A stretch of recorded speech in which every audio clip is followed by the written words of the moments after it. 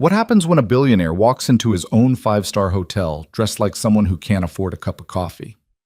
When Lucas Hale pushed through the brass doors of the Grand Crest that Tuesday afternoon, he looked like exactly the kind of person his own staff had been trained to ignore. Ripped jeans, faded jacket, scuffed boots.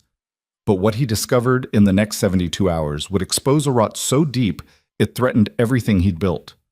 This is a story about power, dignity, and one waitress who refused to forget what kindness actually means. Stay with me until the end, hit that like button, and drop a comment with your city so I can see how far this story travels. The elevator descended with a soft mechanical hum that Lucas had heard 10,000 times before, but never quite like this.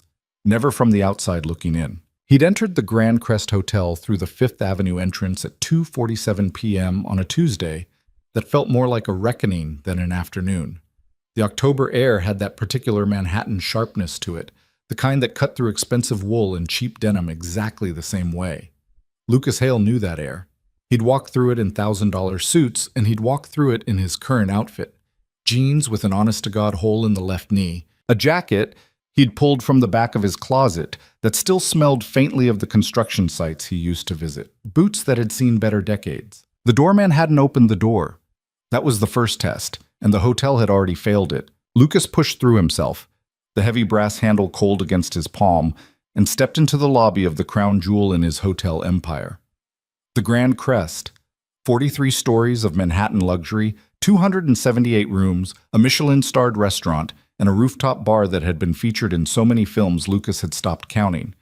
He'd bought the property 8 years ago when it was called the Kensington and hemorrhaging money, gutted it down to the steel bones, and rebuilt it into something that was supposed to mean something: dignity. That had been the word he'd used in every meeting, every design review, every staff training session. "We're not selling rooms," he told his executive team on opening day. "We're selling dignity. Every person who walks through that door should feel like they matter." Now, standing in his own lobby, dressed like someone who'd scraped together enough for a beer at the bar, Lucas wanted to see if those words had ever meant anything at all. The lobby was exactly as he remembered it. Soaring ceilings with restored 1920s plasterwork, Italian marble floors that caught the afternoon light in pools of gold. Leather furniture arranged in conversation clusters that suggested old money and older sophistication. The air smelled like it always did, some proprietary blend of bergamot and cedar that cost more per ounce than most people spent on cologne. Everything looked perfect. That was the problem. Lucas moved toward the front desk, his boots making small squeaking sounds on the marble that seemed obscenely loud in the hushed space. A couple in matching Burberry coats glanced at him, then away. Quick, dismissive. The kind of look that said you don't belong here without using words. Behind the sleek black granite counter, 2 desk clerks stood in crisp uniforms, the charcoal suits with subtle pinstripes that Lucas had personally approved, the small gold name tags that caught the light just so. The woman on the left was helping an older gentleman with what looked like a suite upgrade, her smile professional and warm. The man on the right was typing something into his computer with the kind of intense focus that suggested he absolutely was not typing anything important. Lucas approached the counter and waited. The male clerk, name tag reading Brandon M., continued typing. His fingers moved across the keyboard with theatrical precision. His eyes locked on a screen that Lucas could see from his angle was displaying the hotel's internal email system. Reading. Not working. Just reading. Lucas cleared his throat softly.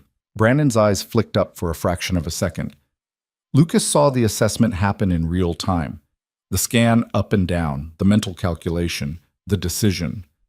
Then Brandon's eyes returned to his screen. "Someone will be with you in a moment," Brandon said.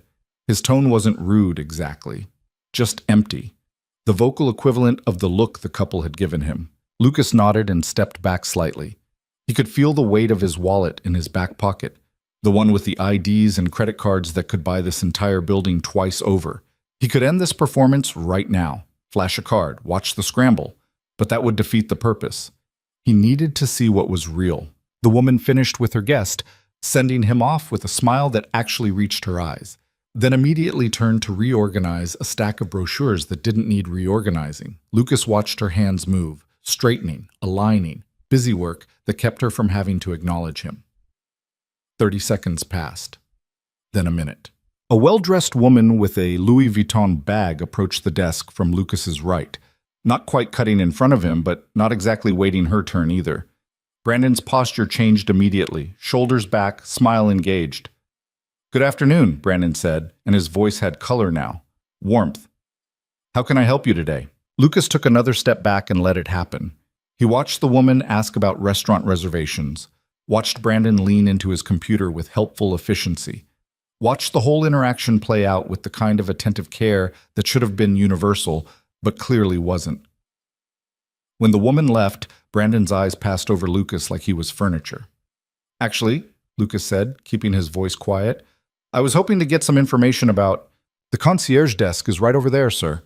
Brandon pointed toward a smaller desk near the elevators without looking up. "They handle general inquiries." "Sir?" The word sounded like it hurt him to say.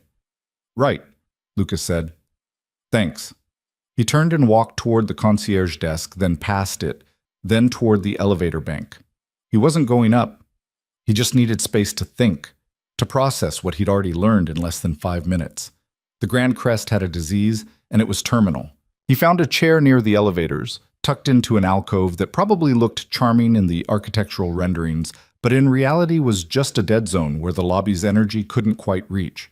The kind of spot where hotel guests sat when they were waiting for someone who was running late, when they needed to make an uncomfortable phone call, when they were killing time before catching a flight. Lucas had never noticed this particular corner before. From his office on the 37th floor, from his corner booth in the restaurant, from the private penthouse suite where he occasionally stayed when work ran too late, this part of the hotel simply didn't exist. But from here, sitting in a chair with worn upholstery that no one had flagged for replacement, Lucas could see everything. He watched a young couple approach the front desk, backpacks, casual clothes, excited smiles that marked them as tourists, probably their first time in Manhattan.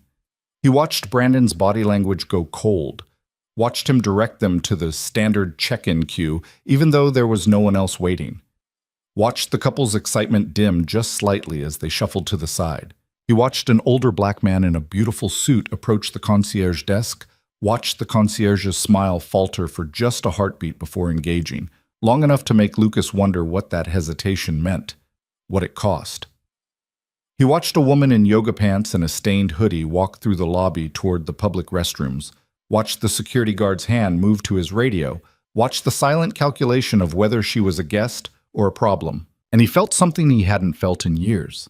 Not since the early days, not since he was building his first property with money he'd scraped together from a business he'd sold for barely enough to matter, not since he was young and hungry and absolutely certain that he could build something different.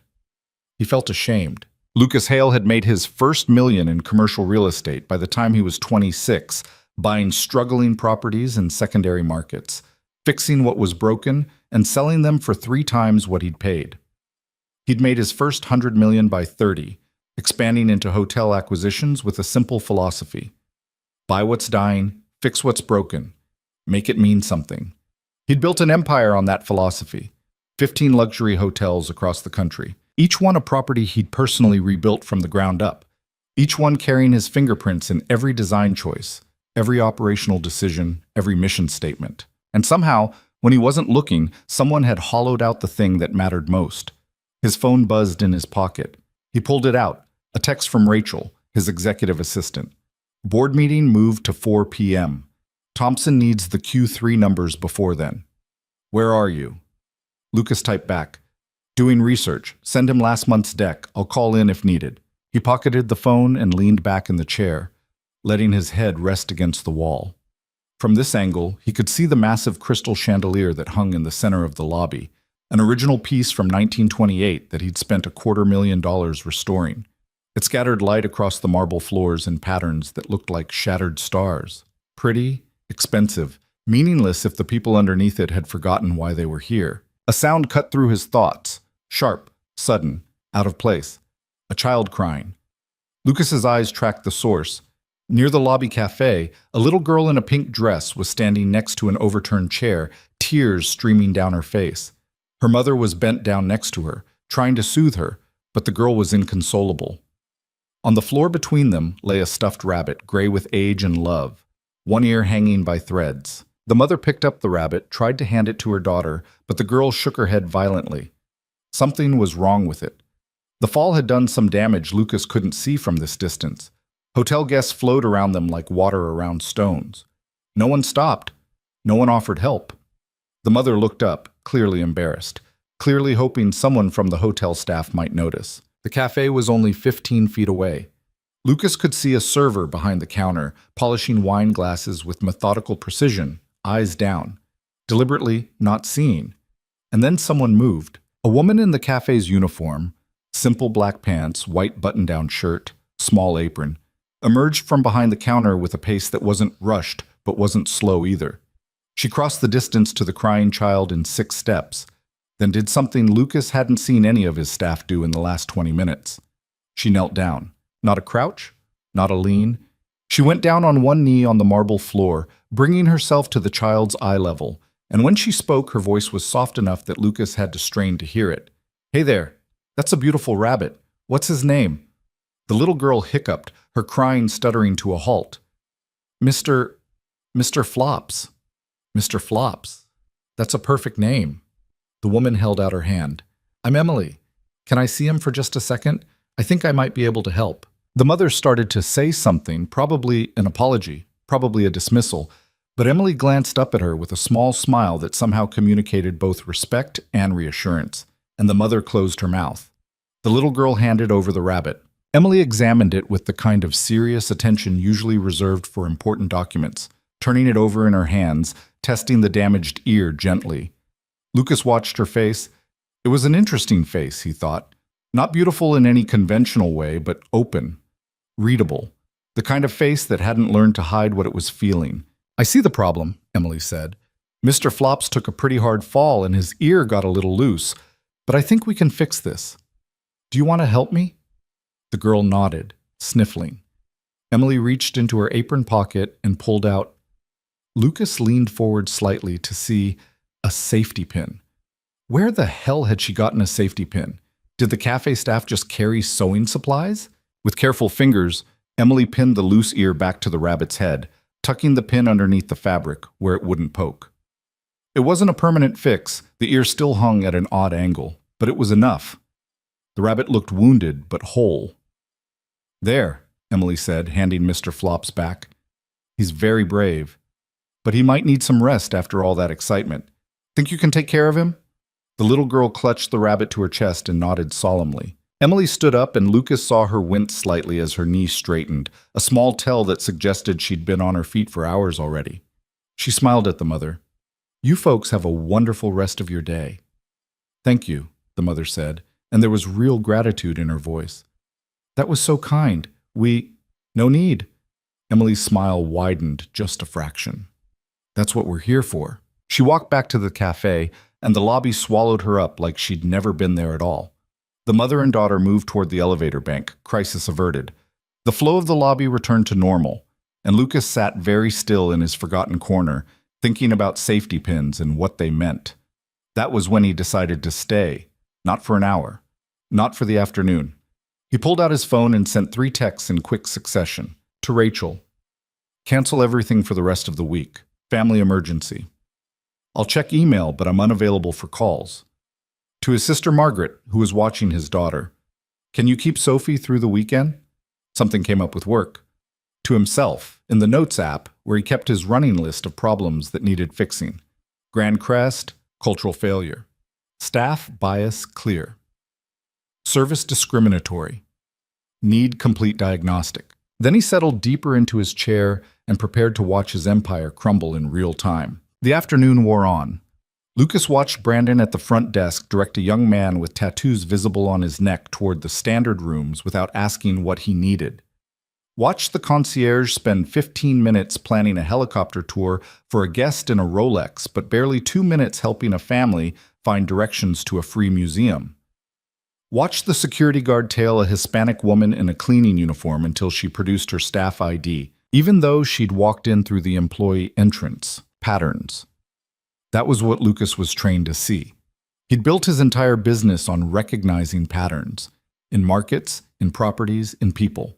And the pattern here was unmistakable. The Grand Crest had created a 2-tiered system. Not officially, not in any written policy, but in the unspoken language of who deserved attention and who didn't, who got smiles and who got efficiency, who belonged and who was tolerated. It made him physically sick. Around 4 o'clock, the lobby cafe started to fill up with the early dinner crowd, guests returning from afternoon activities, business travelers settling in for a drink before evening calls, locals who knew the cafe served the best espresso in Midtown. Lucas watched the servers navigate the space with practiced efficiency. There were 3 of them working the floor, plus whoever was behind the counter. Emily was one of them. He watched her work for an hour without meaning to, just because she was impossible not to watch once you started paying attention. She moved differently than the other servers, quieter, less performative. She didn't smile with her whole face when she greeted guests, just a small upturn at the corners of her mouth that somehow felt more genuine than the broader, practiced smiles of her colleagues. She asked questions that seemed to actually want answers. "How was your afternoon?" Delivered in a tone that suggested she might listen to the response. And she noticed things. When an older woman struggled to pull out her chair, Emily was there in 3 steps, helping ease it back. When a businessman spilled coffee on his papers, Emily had napkins in hand before he'd finished cursing. When a teenage girl sat alone looking at her phone with the particular hunched shoulders of someone trying not to cry, Emily quietly placed a glass of water on her table without comment, just a small acknowledgement that she'd been seen. Small things. Forgettable things. Except Lucas couldn't forget them. Around 5:30, Lucas stood up and stretched. His back complained. The chair was worse than it looked. He walked slowly toward the cafe, hands in his pockets, trying to look like someone who'd just decided on a whim to grab a coffee. The cafe was designed to feel like an extension of the lobby. Same marble floors, same sophisticated lighting, but with warm wood accents and plants that softened the space. Small tables clustered near the windows, larger booths along the back wall, a long bar counter where solo guests could sit and watch the baristas work. It was designed to feel approachable while maintaining the hotel's luxury aesthetic. Lucas chose a small table near the window and sat down. From here, he had a clear view of Fifth Avenue, the pedestrian traffic, the taxis, the late afternoon sun hitting the buildings across the street in that particular October gold that photographers paid thousands to capture. Emily appeared at his table within 30 seconds. Up close, Lucas revised his earlier assessment. Not an interesting face, a kind face. There was a difference. She looked tired, the kind of tired that lived behind the eyes and didn't show up in the mirror until you really looked. Early 30s, he guessed. No wedding ring. Hair pulled back in a practical ponytail that had started to escape around her face in wisps that suggested a long shift. "Good evening," she said. "Can I get you something?" Her voice matched her face, soft, careful, like she was used to people not listening and had learned to make every word count. "Coffee," Lucas said. "Black. Whatever you recommend." Emily nodded, and Lucas saw something flicker in her expression. A small surprise, maybe, that he'd asked for a recommendation instead of demanding a specific brand. "The house blend is excellent. Single origin from Colombia. Chocolate notes, not too acidic." "Perfect." She turned to go, and Lucas found himself speaking again without planning to. "That was really kind, earlier, with the little girl." Emily stopped and looked back at him. For a moment, Lucas thought she didn't know what he was talking about. Then recognition dawned, and she shrugged in a way that suggested the entire incident had already been filed away in her mind as unremarkable. "Oh, that," she was upset. "Most people walked right past." "Yeah." Emily's face did something complicated. Not quite a frown, not quite resignation. "Most people do." She left before Lucas could respond, and he sat back in his chair thinking about those 4 words and all the weight they carried. The coffee arrived 3 minutes later, brought by a different server, a young man with practiced charm and a smile that never quite reached his eyes. Lucas thanked him and wrapped his hands around the cup, letting the heat seep into his palms. He'd made billions of dollars by reading people, by understanding what motivated them, what scared them, what they wanted versus what they needed. He could walk into a negotiation and know within 5 minutes where the leverage was, who would fold first, what concessions were real and which were theater. But sitting in this cafe, drinking excellent coffee in a hotel he owned, Lucas realized he'd lost the ability to read the people who actually mattered. When had that happened? When had he stopped seeing the Emilys of the world? The people who showed up every day and did the small, essential work of making strangers feel human? When had he started seeing only the numbers, the profit margins, the quarterly reports that told him his hotels were successful without telling him whether they were good? His phone buzzed. Thompson, his CFO, calling about the board meeting he'd blown off. Lucas declined the call and put the phone face down on the table. He drank his coffee slowly, watching the cafe fill and empty and fill again as the evening crowd cycled through. He watched Emily move between tables, her efficiency never tipping into coldness, her attention never fragmenting into distraction. He watched the way guests responded to her. Most barely acknowledged her existence. Some were polite, a few were rude in the casual way people were rude to service workers, treating them as extensions of the furniture. Emily absorbed it all with the same quiet grace she'd shown the crying child. She didn't push back against rudeness, didn't seek recognition for kindness. She just worked, present, attentive, invisible. Around 7 o'clock, Lucas saw something that made him set down his coffee cup slowly. A man in an expensive suit, 50s, silver hair, the kind of confident bearing that came from never being told no, had just sat down at a table near the window. Emily approached with her usual quiet professionalism. Lucas was too far away to hear the conversation, but he could read the body language clearly enough. The man ordered. Emily nodded and turned to go. Then the man's hand shot out and grabbed her wrist. Not hard, not violently, just a casual grab, the kind of touch that said, "I'm not done with you yet." Lucas was halfway out of his chair before he realized he was moving. Emily had gone very still. She looked down at the hand on her wrist, then up at the man's face.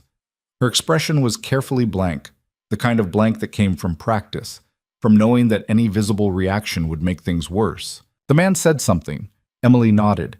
He let go of her wrist and waved her away with a dismissive gesture. Emily walked back toward the counter, and Lucas watched the small tremor in her hands as she entered the order into the system, a tremor she controlled within seconds, professional mask sliding back into place like it had never slipped. Lucas sat back down very carefully. His hands were shaking slightly, from anger or adrenaline, he wasn't sure which. Maybe both. He'd seen enough. This wasn't just about poor service or discriminatory treatment. It was about a fundamental rot in the culture he'd supposedly built. A rot that allowed guests to treat staff like objects, that allowed staff to treat certain guests like problems, that had turned his vision of dignity into a parody where only some people deserved to be seen as human. And Emily, quiet, invisible Emily, who carried safety pins in her apron and knelt down to comfort crying children, was trapped in the middle of it, absorbing all the small cruelties that made the machine run smoothly. Lucas pulled out his phone and sent one more text.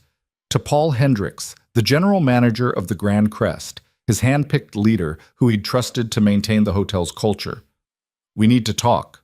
Tomorrow. My office. 9 a.m., non-negotiable. Then he stood up, left $40 on the table for a $12 coffee, and walked out of the cafe without looking back. He didn't go home. Instead, he walked 3 blocks to a small bar he used to frequent back before his life got complicated. Before the empire, before the divorce, before becoming a single father to a 7-year-old daughter who needed him to be stable and present and whole. He sat at the bar and ordered whiskey and tried to figure out what the hell he was going to do. The bartender was a woman in her 60s who'd worked there for 30 years and remembered Lucas from when he used to come in smelling like construction dust and possibility. "You look like someone who just found out bad news," she said, sliding his drink across the scarred wood bar. Lucas took a sip and let the burn ground him. "Found out something I should have known all along. That's usually the worst kind." Yeah, she left him alone after that, and Lucas sat with his whiskey and his thoughts, and the growing certainty that fixing the Grand Crest wasn't going to be as simple as firing a few people or implementing new policies. He needed to burn it down and rebuild it from the inside out. But first, he needed to understand exactly what had been lost, and that meant going back. Watching more, documenting the patterns until he had a complete picture of the disease. His phone buzzed with messages he didn't read. The bar filled with the after-work crowd, people in suits, people in jeans, people who'd had good days and bad days, and were trying to wash them both away with alcohol and conversation. Normal people living normal lives, unaware that 3 blocks away, a man who could buy their entire apartment building was having an existential crisis about safety pins. Lucas finished his drink and ordered another. Somewhere in Manhattan, Emily Carter was finishing her shift, her wrist probably still feeling the phantom pressure of a stranger's grip. Her mind probably already filing it away as just another thing that happened in the service industry. Nothing personal, nothing worth remembering. Somewhere in that same city, Brandon at the front desk was going home feeling like he'd done his job well, never questioning why some guests got warmth and others got efficiency. And somewhere in the penthouse of the Grand Crest Hotel, in an office overlooking Central Park, Paul Hendricks was probably reading Lucas's text and feeling the first flutter of professional panic. Good, Lucas thought. Let him panic. Because tomorrow, everything was going to change. He just had to figure out how. Lucas didn't sleep that night.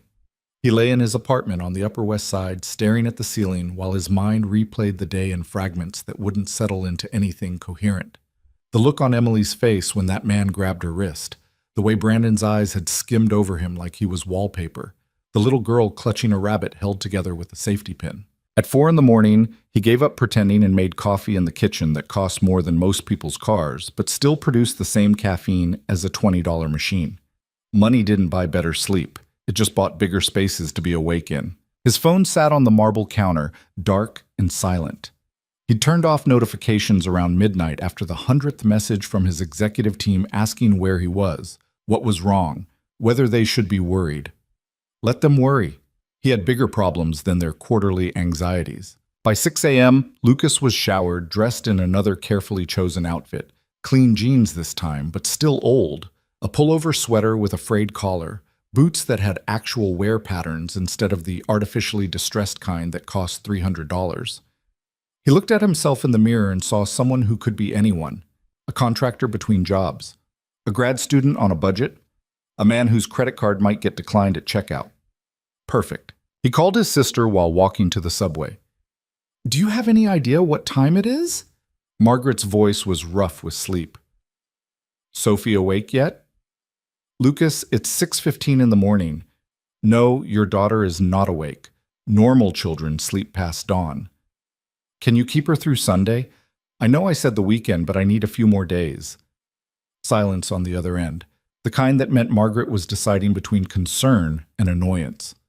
"What's going on?" "Work thing. I'll explain later." "You always say that." "I know. I'm sorry. Is she okay?" "She's fine. She's always fine with me. It's you I'm worried about." Lucas stepped onto the street, the early morning air sharp enough to make his eyes water. "Don't be. I just need to fix something." "Lucas, thank you, Marg. Really. I'll make it up to her." He hung up before she could push harder, guilt settling in his stomach like concrete. Sophie deserved better than a father who disappeared for days at a time to conduct secret investigations into his own business.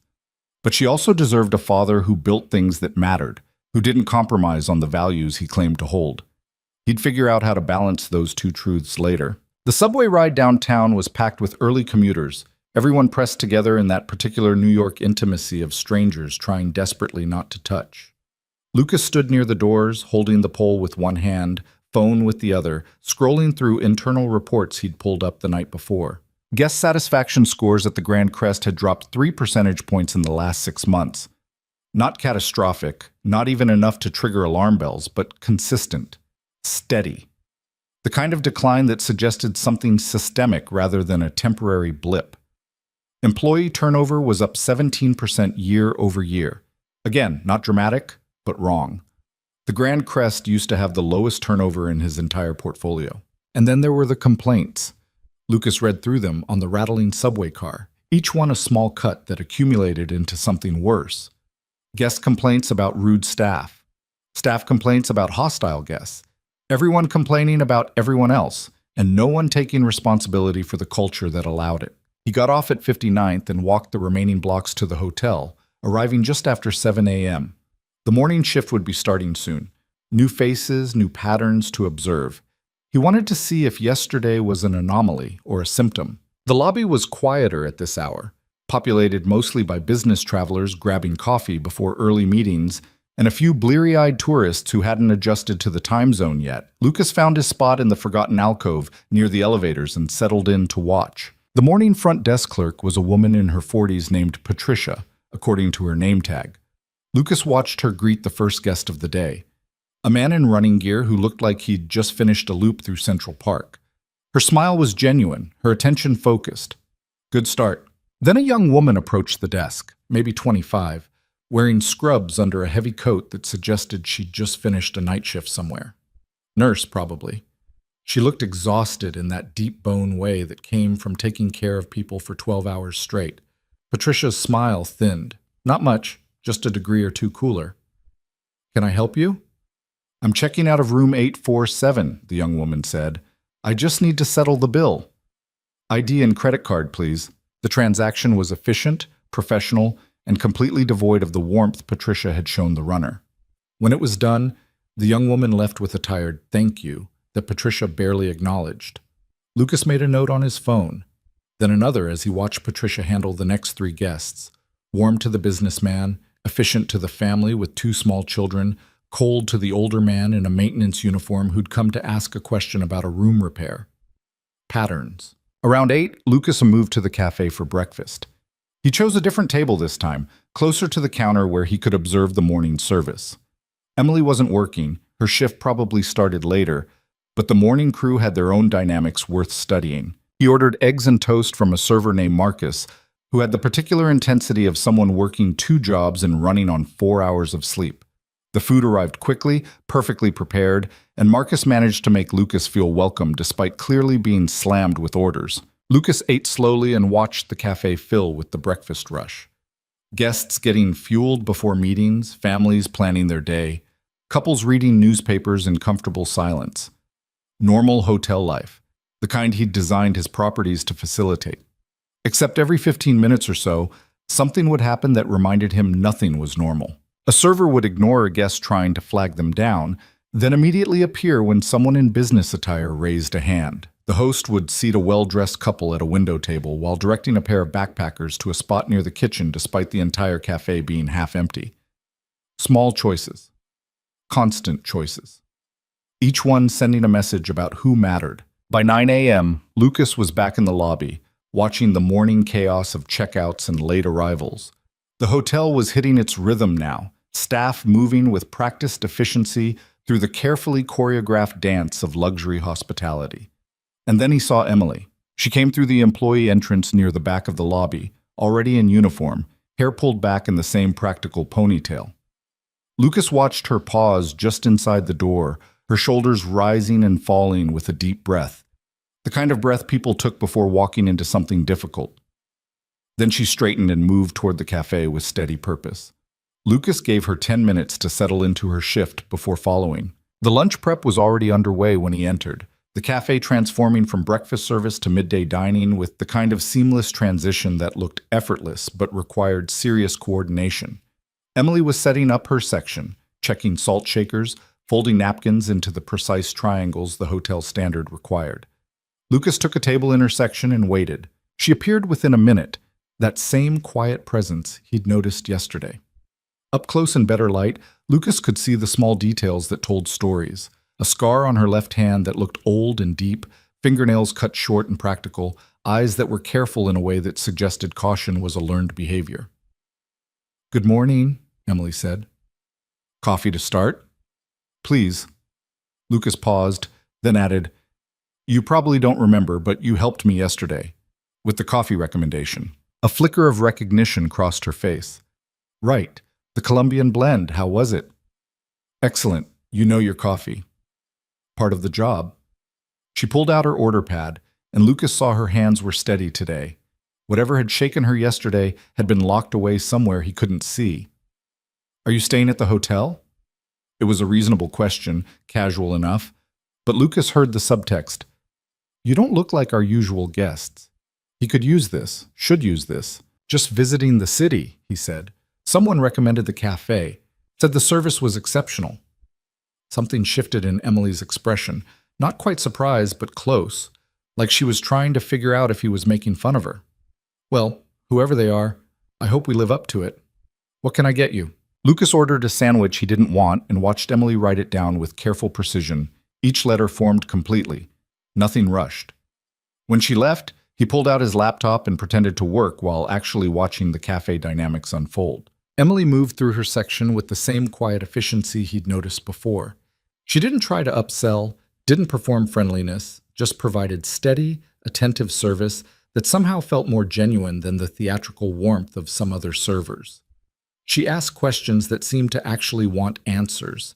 She noticed when water glasses were empty before guests had to ask. She cleared plates without interrupting conversations. And she was almost completely invisible. Lucas watched guests interact with her for 2 hours, and the pattern was unmistakable. They ordered, she served, they ate, she cleared. The entire transaction happening in a space where Emily existed as a function rather than a person. Most didn't say thank you. Several didn't make eye contact. A few spoke to her with that particular tone people used when addressing service workers. Not quite rude, but stripped of the social niceties they'd use with equals. Emily absorbed it all without visible reaction. Professional armor firmly in place. Around 1 p.m., Lucas saw her take a break, slipping out the cafe's back entrance toward the employee area. He waited 5 minutes, then followed. The employee corridor was a different world from the guest spaces. Fluorescent lights instead of chandeliers, linoleum instead of marble. The harsh functionality of a space designed for efficiency rather than experience. Lucas had been down here before during construction, but never during operating hours. Never when it was filled with the people who made his hotel run. He found Emily in a small break room, sitting alone at a table with a sandwich that looked like she'd brought it from home. She was staring at her phone with an expression that made Lucas hesitate in the doorway. She looked up, and surprise registered on her face. "Oh, can I help you?" Guests aren't usually... "Sorry," Lucas said quickly. "I was looking for a restroom and got turned around. Guest restrooms are back in the lobby, through the main corridor." She pointed, then seemed to realize he was still standing there. "Are you lost?" "Probably." Lucas took a chance. "Mind if I ask you something?" Emily's eyes narrowed slightly, and Lucas saw her posture shift. Not defensive, exactly, but wary. The look of someone who'd learned to be careful around strangers. "What kind of something?" "How long have you worked here?" 2 years. Why?" "Do you like it?" The question seemed to catch her off guard. She set down her sandwich and studied him with new attention, trying to figure out what he wanted. "That's a weird thing to ask." "I know. I'm sorry. I'm a consultant." The lie came easily, smooth as practice. "I'm doing research on hospitality industry satisfaction, employee experience, guest experience, how they intersect. Would you be willing to talk to me for a few minutes? I can pay you for your time." "I don't have much time. My break ends in 10 minutes. 10 minutes is fine." Emily looked at him for a long moment, weighing something Lucas couldn't read. Then she shrugged. "Okay, but I can't tell you anything confidential about hotel operations." "I'm not asking for confidential information, just your experience." Lucas pulled out the chair across from her. "So, do you like working here?" "It's a job." "That's not an answer." "Sure it is." Emily picked up her sandwich, took a bite, chewed thoughtfully. "It's a job. It pays okay. The benefits are decent. I show up, I do my work, I go home. That's what a job is." "But do you like it?" She set the sandwich down again and leaned back in her chair, arms crossed. "Why does it matter?" "Because happy employees provide better service. Better service means better guest experiences. Better guest experiences mean better business. It's all connected." That sounds like something from a corporate training manual. Lucas smiled despite himself. "It probably is, but that doesn't make it wrong." Emily was quiet for a moment, and Lucas could see her deciding how honest to be with a stranger who claimed to be a consultant but was asking questions that felt personal. Finally, she spoke. "I used to like it more. When I first started, the hotel felt different then, like everyone was trying to make something good. Now it feels like everyone's just trying to get through their shift without anything going wrong." "What changed?" "I don't know. Little things, I guess. The manager used to know everyone's names, used to check in with us about how we were doing. Now he mostly just sends emails about efficiency metrics. We used to have staff meetings where people could actually talk about problems. Now we just get lectured about maintaining standards." She paused. "I sound like I'm complaining." "You sound like you're being honest." "Well, honesty doesn't pay the rent." Emily glanced at the clock on the wall. "I should get back." "One more question," Lucas said. Yesterday I saw you help a little girl who dropped her toy. You had a safety pin in your apron. Why do you carry a safety pin? Emily blinked, surprised by the shift. You noticed that? I notice a lot of things. It's just practical. People need things sometimes. Safety pins, Band-Aids, aspirin. I keep a little kit in my apron. Never know when it'll come in handy. Your job description probably doesn't include keeping a first aid kit in your pocket. No, Emily said slowly, but my job is to take care of guests, and sometimes taking care of people means having a safety pin when a kid's toy breaks. The job description doesn't cover everything that matters. Lucas felt something shift in his chest. Recognition, maybe, or vindication. This was it. This was what he'd built the Grand Crest to be. Not the marble floors or the crystal chandeliers or the Michelin-starred restaurant. This. Someone who understood that hospitality was about seeing people and responding to what they needed, even when no one was watching, even when it wasn't in the manual. Thank you, he said, for your time. Emily stood, brushing crumbs off her apron. Can I ask you something now? Sure. Are you actually a consultant? Lucas met her eyes and saw that she'd already figured out the answer. Not the full truth, she didn't know who he was, but she knew he wasn't what he claimed. Why do you ask? Because consultants usually have clipboards and ask questions that sound like they came from a script. You're asking questions like you're trying to figure something out, like it's personal. Smart. She was smarter than people probably gave her credit for. What if I said, I'm trying to understand how things really work, not how they're supposed to work? Then I'd say you're in the right place, because there's a pretty big gap between those two things around here. She moved toward the door, then paused. If you really want to understand how things work, don't just watch during the day shift. Come back on a Friday night when we're slammed and the guests have been drinking. That's when you see what people are actually made of. She left before Lucas could respond. He sat in the empty break room for another minute, thinking about safety pins and what they revealed about character. Then he pulled out his phone and typed a note to himself. Friday night. See what breaks when the pressure increases. The rest of Wednesday passed in careful observation. Lucas moved through the hotel like a ghost, occupying the spaces between attention, watching the machine operate. He saw the good. Staff members who genuinely cared, guests who treated everyone with respect, moments of real connection that reminded him why he'd wanted to build hotels in the first place. But he also saw the rot spreading deeper than he'd thought. He saw the housekeeping supervisor berate a maid in the hallway for taking too long on a room, using a tone that made Lucas's hands clench. He saw the concierge steer wealthy guests toward expensive restaurant partners that probably paid kickbacks while directing budget-conscious families to chains. He saw a maintenance worker get yelled at by a guest for fixing a toilet too loudly, and watched none of the nearby staff intervene. By Thursday morning, Lucas had filled 30 pages of notes on his phone. Incidents, patterns, names, a complete diagnostic of everything that had gone wrong with his hotel's culture. At 9 a.m., he walked into the Grand Crest's administrative offices on the third floor, a space guests never saw. All practical furniture and harsh lighting and the ambient hum of people doing paperwork. He took the elevator up, nodded at the receptionist who didn't recognize him in his street clothes, and walked straight into Paul Hendricks' office without knocking. Paul was on the phone, his back to the door, looking out over Central Park while talking to someone about linen suppliers. He spun around when he heard the door, his face cycling through confusion and recognition and panic in rapid succession. I'll call you back, Paul said into the phone, then hung up and stood. Lucas, I didn't realize you were coming in today. I thought we were meeting yesterday. Plans changed. Lucas closed the door behind him and stayed standing. How long have you been general manager here, Paul? 4 years. You know that. And in those 4 years, what have you done to maintain the culture we established when we opened? Paul's confusion deepened. I don't understand the question. We maintain all standards. Our scores don't tell you anything real. They tell you what people are willing to put in a survey. I'm asking about culture, the actual day-to-day experience of working here and being a guest here. Lucas, what's going on? Your assistant said this was urgent, but she wouldn't tell me. I spent the last 3 days in this hotel undercover, dressed like a regular person, watching how staff treats guests, how guests treat staff, how everyone treats each other when they think no one important is paying attention. The color drained from Paul's face. You what? I sat in the lobby. I ate in the cafe.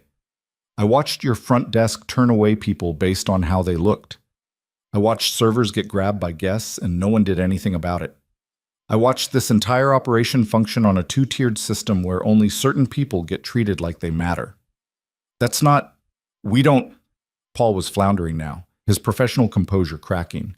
If there were incidents, we have procedures, complaint systems. You should have come to me. I'm coming to you now, and I'm telling you that your procedures aren't working. Your complaint systems aren't working. Because the problem isn't individual incidents. It's the entire culture you've built here. Paul's face flushed red. That's not fair. I've done everything you asked. I've maintained standards, kept costs down, improved efficiency. You've optimized for the wrong things. Lucas leaned against the desk, suddenly tired. When did we start caring more about efficiency than dignity? We care about both. Do we? Because I watched a waitress yesterday carry a first aid kit in her apron because she knows guests might need help and the hotel won't provide it. I watched your front desk clerk spend 15 minutes helping a guest in a Rolex but brush off a nurse in scrubs. I watched your security guard profile a Hispanic woman just for walking through the lobby. And none of it was written down in any report because it's all become so normal that no one even sees it anymore. Paul sat down heavily in his chair. What do you want me to do? I want you to tell me how this happened. I want you to explain to me how a hotel I built on the principle that every person deserves dignity turned into a place where dignity is reserved for people who can afford it. Silence filled the office. Outside, Lucas could hear the muted sounds of the administrative floor, phones ringing, keyboards clicking, the mundane machinery of running a luxury hotel. When Paul finally spoke, his voice was quieter. You want the truth? I always want the truth. The truth is that maintaining the culture you want is expensive. It takes time. It requires hiring people who actually care, which means paying more and spending more on training and accepting that efficiency will suffer because caring takes time. And every quarter, I get pressure from corporate to improve margins, cut costs, increase revenue per guest, optimize operations. You can't optimize caring, Lucas. You can only optimize efficiency. So that's what we've done. Lucas stared at him. Did I ever tell you to prioritize margins over mission? You didn't have to. The incentive structure did it for you. My bonus is tied to profitability. My team's bonuses are tied to performance metrics. None of those metrics measure whether we're treating people with dignity. They measure whether we're making money. That's going to change. How? Lucas pulled out his phone and opened the notes he'd been compiling. Starting Monday, we're implementing new metrics. Guest satisfaction broken down by demographic, staff retention and exit interview analysis, mystery shopper programs focused on equity of service, culture surveys that actually matter, and we're going to tie management compensation to those metrics. Paul looked stricken. That's going to tank our margins. I don't care. The board will care. The board works for me, not the other way around. And if they have a problem with it, they can bring it to the next meeting, and I'll explain to them why running a hotel that betrays its own values is worse than running one with slightly lower margins. Lucas, be reasonable. I am being reasonable. What's unreasonable is building a hotel on the promise that everyone matters and then systematically treating people like they don't. Lucas stood up. You have until Monday to put together a plan for cultural reform. I want specifics, training programs, policy changes, accountability measures, and I want it to start with the front desk and work through every department. That's 3 days. Then you'd better get started. Lucas walked to the door, then paused with his hand on the handle. One more thing, there's a waitress in the cafe named Emily Carter. I want her personnel file on my desk by end of day. Why? Because she's the only person in this entire hotel who still remembers what we're supposed to be doing here. And I want to know why. He left before Paul could respond, taking the elevator back down to the lobby with his heart pounding. That had been harder than he'd expected. Paul wasn't a bad person. He was just a person who'd been optimizing for the wrong things because the system had told him those were the right things to optimize for. The system Lucas had built, which meant Lucas was responsible for fixing it. He spent the rest of Thursday documenting everything he'd observed, building a case file that would support the changes he planned to implement. Around 3 p.m., his phone rang. Rachel, his assistant, who he'd been avoiding for days.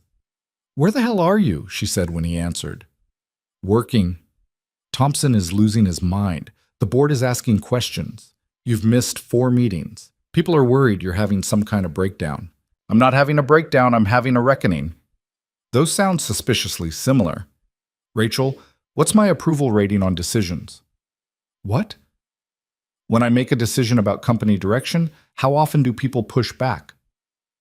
Silence on the other end. Then, carefully, people trust your judgment. That's not what I asked. Almost never. People almost never push back. Why? Because you're usually right. And because you own the company. Lucas leaned against the lobby wall, watching the afternoon crowd flow through his hotel. What if I've been wrong? What if I've been optimizing for the same things everyone else optimizes for, and I've just been better at pretending I'm different? Lucas, you're scaring me. Don't be scared. I'm just figuring some things out. I'll be back in the office Monday. Until then, clear my calendar and tell everyone I'm unavailable. What should I tell them you're doing? Tell them I'm learning to see again. He hung up and pocketed the phone. Friday arrived with the kind of cold rain that made everyone miserable and short-tempered. Lucas showed up at the hotel at 5 p.m., ready to watch the evening shift that Emily had recommended. The lobby was already busier than usual. Weekend guests arriving early, business travelers trying to beat the weather, everyone dripping water onto the marble floors and dragging in the stress of a long week. Lucas found a seat at the bar in the lobby lounge, ordered water, and watched the chaos unfold. Emily had been right. This was when you saw what people were made of. The Friday evening crowd brought a different energy to the Grand Crest, something Lucas felt the moment he settled onto his bar stool. The rain had turned the streets into a mess of umbrellas and splashing taxis, and people arrived shaking off water and whatever patience they'd started the day with. By 6 p.m., the lobby was packed with bodies and noise, and the particular tension that came from too many people wanting too many things at once. Lucas nursed his water and watched it all unfold. The front desk was slammed. 3 clerks working simultaneously, a line snaking back toward the elevators, guests checking their watches and muttering to companions about dinner reservations they were going to miss. Brandon was there again, moving with efficient precision that looked impressive until you noticed he was only that efficient with certain guests. The woman in the Chanel suit got his full attention. The family with kids got shuffled to Patricia, who looked like she'd rather be anywhere else. The young couple speaking Spanish to each other got directed to use the automated kiosk. Small choices. Constant erosion. Lucas made notes on his phone, trying to capture the patterns without being obvious about it. A man 2 seats down at the bar kept glancing at him, probably wondering why someone was sitting at a hotel bar drinking water and typing on their phone like they were working. Lucas ignored him. Around 6:30, the cafe doors opened and Emily emerged for the evening shift. Lucas hadn't been sure she'd be working tonight. Schedules rotated, and he'd been half prepared to spend the evening watching other servers just to see if the problems were universal or specific. But there she was, already looking tired in that way that said she'd probably worked the day shift too and was pulling a double. That shouldn't be happening. His hotels had policies against consecutive shifts without adequate rest periods, but policies only mattered if someone enforced them. Lucas waited until she'd settled into her station before moving from the bar to the cafe. The hostess, a young man with styled hair and a smile that looked expensive, gave him the same assessing look he'd gotten all week, then gestured vaguely toward the back section. "We're quite busy tonight, sir. It might be a wait for a table." "I'll wait," Lucas said. The hostess's smile thinned. "Of course. Name?" "Not necessary. I'll stand." He found a spot near the entrance where he could watch without being in the way. The cafe was chaos barely contained, every table full, servers weaving between chairs with trays held high, the kitchen doors swinging open and closed with mechanical rhythm. The noise level was intense, conversations and laughter, and the clatter of dishes creating a wall of sound that somehow felt both energetic and overwhelming. Emily was handling a 6-table section in the corner, and Lucas watched her work with growing respect. She moved fast but not frantic, carrying that same quiet efficiency he'd noticed before, even under obvious pressure. When a guest snapped fingers at her from across the room, she finished taking an order from another table before heading over, not ignoring the snap, just refusing to let rudeness dictate her priorities. Lucas saw her stop at a table of businessmen who'd clearly started drinking before they arrived. 4 of them, loud and expansive, taking up more space than they needed. Emily approached with her order pad ready. "Evening, gentlemen. What can I get you?" The man closest to her looked up with the particular smile of someone who thought he was charming. "Well, aren't you pretty? What's your name, sweetheart?" Emily's expression didn't change. "Emily, what would you like to drink?" "I'd like your number, Emily." His friends laughed like he'd said something clever. "The bar has an excellent whiskey selection. Can I recommend the Macallan?" "Come on, don't be like that. We're just being friendly." Lucas's hands clenched around his phone. He was too far away to intervene naturally, but every instinct screamed to walk over there and shut it down. He forced himself to stay still, to watch, to see how the systems he'd built actually functioned when tested. Emily's voice stayed level. "The Macallan, then? Or would you prefer to see the full drink menu?" "Jesus, she's no fun." The man waved dismissively. "4 whiskeys, whatever's expensive. We're celebrating." Emily wrote it down and left without another word, her posture straight and controlled. Lucas watched her walk to the bar and saw her hands shake slightly as she entered the order. Just a tremor, quickly controlled. Professional armor back in place. But armor shouldn't be necessary for doing your job. Lucas made a note, then another as he watched similar interactions play out across the cafe. Servers being treated like entertainment instead of professionals. Guests making demands with the expectation of immediate compliance. The constant low-level disrespect that came from people who'd never had to work in service and didn't understand it as real work. Around 7, things escalated. A woman at table 12 sent back her salmon twice. First because it was overcooked, then because it was undercooked. The server handling that section, Marcus, the morning shift guy who must also be pulling a double, took it with strained patience the first time. The second time, Lucas saw his jaw tighten as he carried the plate back to the kitchen. 2 minutes later, the woman was demanding to see a manager. The cafe manager appeared, a thin man in his 50s named Robert, according to his name tag, all apologetic smiles and soothing platitudes. Lucas watched him comp the entire table's meal and offer free desserts while the woman lectured him about quality standards. The whole performance took 10 minutes, during which Marcus stood off to the side looking like he wanted to disappear into the floor. When it was over and the woman was satisfied, Robert pulled Marcus aside. Lucas couldn't hear the conversation, but he could read the body language clearly enough. Robert's aggressive posture, Marcus's defensive stance, the back and forth that ended with Marcus's shoulders slumping in defeat, getting blamed for a guest who couldn't be pleased. Lucas had seen it before, but watching it happen in his own hotel made him feel sick. He was about to head over when his phone buzzed. Paul Hendricks, calling for the 3rd time that day. Lucas had been ignoring him, but something made him answer this time. "What?" "We have a situation." Paul's voice was tight. "There's been a complaint. A guest is threatening to post on social media about discriminatory service. She's claiming the front desk refused to honor her reservation because of her race." Lucas felt ice settle in his stomach. "Where is she now?" "Lobby, near the elevators. She's filming." "Lucas, this could go viral." "I'll be right there." Lucas hung up and left the cafe, moving through the lobby with purpose. He found the situation quickly enough. A young black woman, maybe late 20s, standing near the elevators with her phone held up and her voice carrying across the marble floors. Told them I had a confirmation number. I showed them my email. But apparently that doesn't matter if you don't look like their usual clientele. She was addressing the phone, live streaming, her anger controlled but unmistakable. "This is the Grand Crest Hotel in Manhattan. 5 stars, luxury service. Unless you're black, apparently." A small crowd had gathered.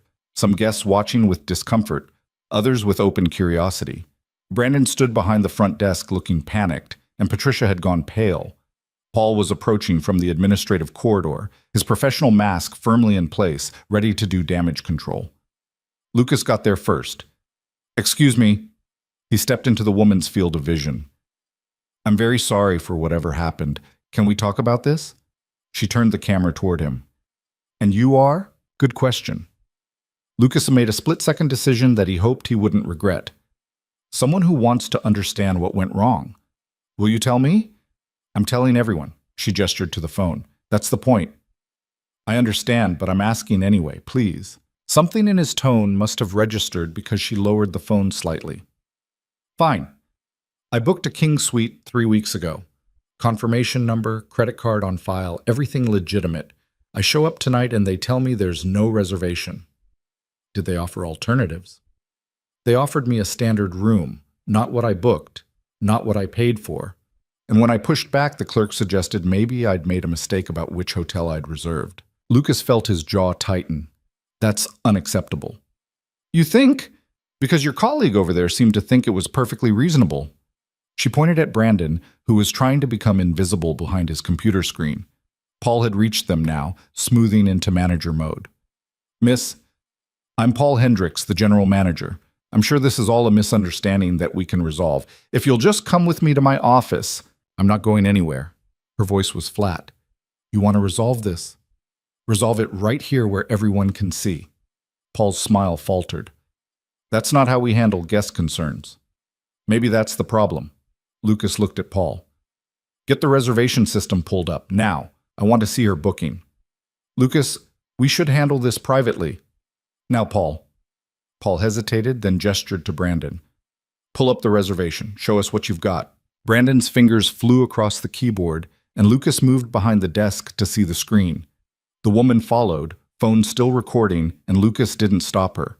If they'd screwed this up, they deserved to have it documented. The reservation appeared on screen. King Suite, 3-week advance booking, credit card authorized, confirmation sent. Everything exactly as the woman had described. Then Lucas saw the note attached to the reservation. Added this afternoon. 2 words that made his blood run cold. Verify identity. What does that mean? The woman demanded, reading over his shoulder. Lucas knew exactly what it meant. Someone had flagged her reservation for additional verification, which in practice meant making it harder for her to check in, requiring extra documentation, creating friction that would encourage her to accept a downgrade or go elsewhere. He looked at Brandon. Who added this note? Brandon's face had gone white. I was just following protocol. What protocol requires identity verification for a guest with a confirmed reservation and matching credit card? Silence. The lobby had gone very quiet, everyone watching this confrontation play out. There is no protocol, Lucas said, answering his own question. Someone made a judgment call. Someone decided this guest needed extra scrutiny. Want to explain why? I was concerned about fraud, Brandon stammered. We've had issues with what? Spell it out for me. Brandon looked desperately at Paul, who looked like he wanted to be anywhere else. The woman with the phone captured all of it, her camera moving between faces. Lucas turned back to her. You're right. This was discrimination. There's no other word for it. And I'm sorry. Not just sorry it happened, but sorry that the systems in place here allowed it to happen. Apologies don't give me my room. No, but this does. Lucas pulled out his wallet, the real one, not the one with old receipts and a MetroCard he'd been carrying all week, and handed her a black card. This will get you into the presidential suite on the 42nd floor. It's complimentary for your entire stay, however long you'd like. Full access to all hotel amenities. And when you check out, I want you to send me the video you just recorded. She looked at the card, then at him. Who are you? Lucas Hale. I own this hotel. The lobby went very still. Lucas felt Paul's shock radiating from behind him, felt the weight of everyone's attention shifting, recalculating. He kept his eyes on the woman with the camera. I've spent the last week walking around this place dressed like someone who doesn't belong, watching how staff treats different guests. What just happened to you? I've watched it happen dozens of times in smaller ways. People being judged based on appearance, race, class. This hotel was supposed to be better than that. It's not, but it's going to be. The woman studied him for a long moment. Big words. You'll have them in writing by tomorrow, along with a personal apology and a plan for what we're changing. Lucas looked at Brandon. Starting with personnel changes. Brandon made a small sound of protest, but Lucas kept talking. You're suspended, effective immediately. 2 weeks, unpaid. When you come back, you'll go through a complete retraining program. If you complete it successfully, you keep your job. If not, or if anything like this happens again, you're gone. Clear? Brandon nodded mutely. Lucas turned to Paul. Take her to the presidential suite personally. Make sure she has everything she needs. And get me the contact information for every guest who's had a reservation discrepancy in the last 6 months. I want to review every single case. Paul opened his mouth, closed it, then nodded. Of course. The woman pocketed Lucas's card and lowered her phone finally, ending the stream. I'm still posting this. I would too, Lucas said, but maybe add a follow-up tomorrow. Show people what happens when a company actually tries to fix its mistakes instead of just covering them up. We'll see. She picked up her bags. Presidential suite better be worth it. It is, and if it's not, you have my personal number on that card. Call me directly. She left with Paul, and the lobby slowly began to return to normal, conversations resuming, the incident being absorbed into the night's chaos. Lucas stood behind the front desk and looked at Patricia, who'd witnessed the whole thing with wide eyes. "You're in charge of the desk for the rest of the night," he told her. "I want a report on my desk tomorrow morning detailing every reservation issue from this evening and how it was handled. Everything. No filters." "Yes, sir." Lucas stepped out from behind the desk and found himself face to face with a dozen guests who'd watched the confrontation. Some looked approving. Some looked uncomfortable. One older man in an expensive suit looked actively hostile. "That was quite a performance," the man said. "But surely you could have handled that more discreetly, making a scene in the lobby, embarrassing your staff in front of guests." "My staff embarrassed themselves," Lucas said. "I just made sure it didn't get swept under the rug like it probably has been for months." "Still, there are ways to handle these things."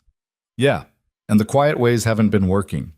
Lucas was done with this conversation. He turned and walked toward the cafe, leaving the man sputtering behind him. His heart was pounding, adrenaline making his hands shake slightly. That had been risky. Revealing himself, confronting Brandon publicly, making promises he'd now have to keep. But it had also been necessary. Sometimes you had to crack the facade to fix what was underneath. The cafe was still chaotic when he returned, though the energy had shifted. Word was spreading. Lucas could see it in the way staff members were whispering, the way eyes tracked him as he moved through the space. The owner was here. The owner had just fired someone in the lobby. The owner was apparently losing his mind. Let them think that. Better than thinking everything was fine. Lucas found Emily at the bar, picking up drinks for her section. She glanced at him as he approached, and he saw recognition flicker across her face. Not surprise exactly, but confirmation of something she'd already suspected.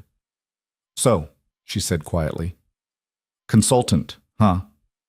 I needed to see the truth. Did you find it?" "More than I wanted to."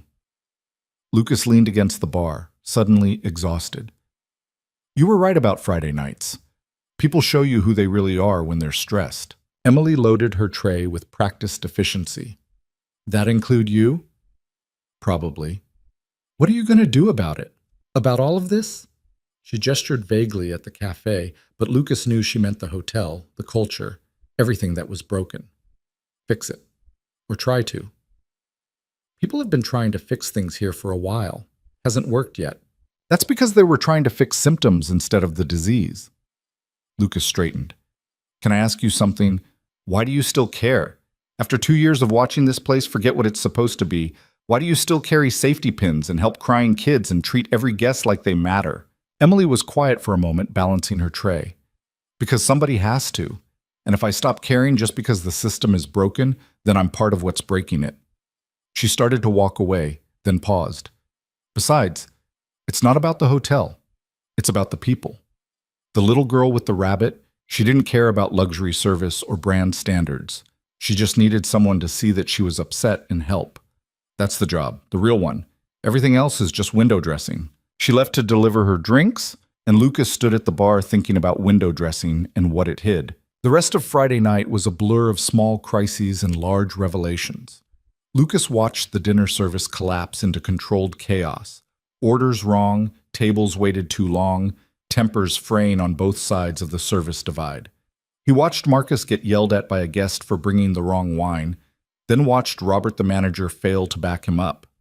He watched a couple get charged for drinks they didn't order and have to fight with the bartender to get it corrected. He watched the kitchen doors swing open to reveal stressed cooks working in conditions that probably violated safety codes. And through it all, he watched Emily maintain her quiet competence, somehow managing to keep her section running smoothly while chaos bloomed around her. She didn't cut corners, didn't let stress make her careless, just kept showing up for each table with the same attention she'd given the first. By 10 p.m., Lucas couldn't watch anymore. He paid his tab and headed for the lobby, planning to leave and come back tomorrow to continue his investigation. But as he passed the front desk, he overheard a conversation that stopped him cold. Patricia was checking in a guest. an elderly woman with two large suitcases and an air of exhaustion that suggested a long journey. The woman was explaining something about her reservation, but Patricia kept interrupting. "Ma'am, I understand, but without a credit card, I can't complete your check-in. It's hotel policy." "I have cash. I can pay for the entire stay right now." "We require a credit card on file for incidentals." "I don't have a credit card. I have cash." Patricia's smile was strained. "Then I'm afraid I can't help you.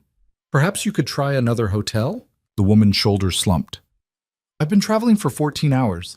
This is where my daughter booked my room. Please. I just need to sleep." "I'm sorry, but policy is policy." Lucas stepped forward. "What's the problem?"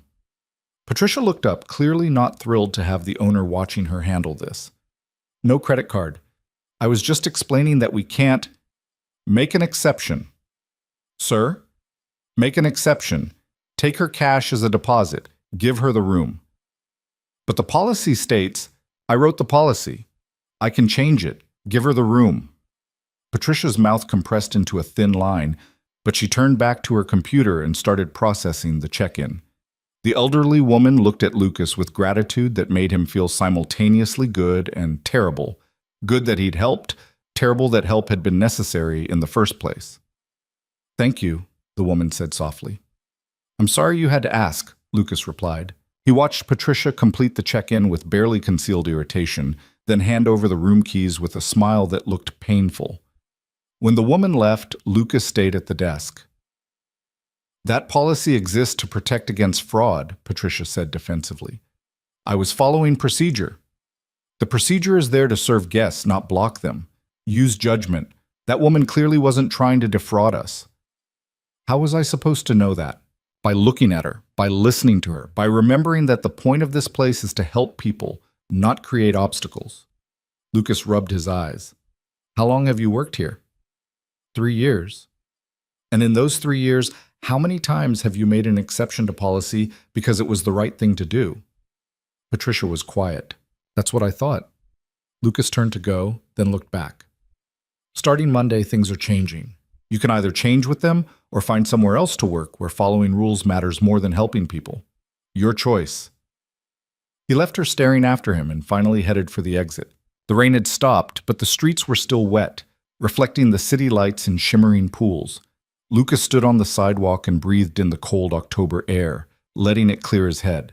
His phone was buzzing nonstop now, messages from Paul, from Rachel, from board members who'd somehow already heard about the lobby incident. He ignored all of them. Tomorrow was Saturday. He'd give himself the weekend to finalize his plan. Then Monday, he'd start implementing changes. Real changes. Not the superficial kind that looked good in press releases but didn't alter the fundamental culture. He needed to rebuild the entire operational framework. New training programs focused on dignity and equity. New metrics that measured cultural health, not just financial performance. New accountability structures that rewarded people like Emily who understood what hospitality actually meant. It was going to be expensive, disruptive. Some people would fight it. Some would quit rather than adapt. The board would push back on anything that threatened quarterly returns. Lucas didn't care. He'd spent a week watching his dream curdle into something ugly, and he was done pretending the numbers told the whole story. Sometimes you had to burn down what you'd built and start over, even if it hurt, even if it cost you, especially then. He pulled out his phone and opened his notes app, starting a new document titled Grand Crest Cultural Reconstruction. Then he started typing, capturing everything he'd learned, every change that needed to happen, every system that needed to be torn down and rebuilt. He was still typing when his phone rang with an unfamiliar number. He almost didn't answer, but something made him pick up. "Mr. Hale?" A woman's voice, uncertain. "Speaking. This is Vanessa Chen. You gave me your card earlier. The presidential suite situation?" "Of course. Is everything all right with the room?" "The room is incredible. That's not why I'm calling." She paused. "I wanted to say thank you, not just for the room, but for actually listening, for not making excuses or hiding behind corporate speak.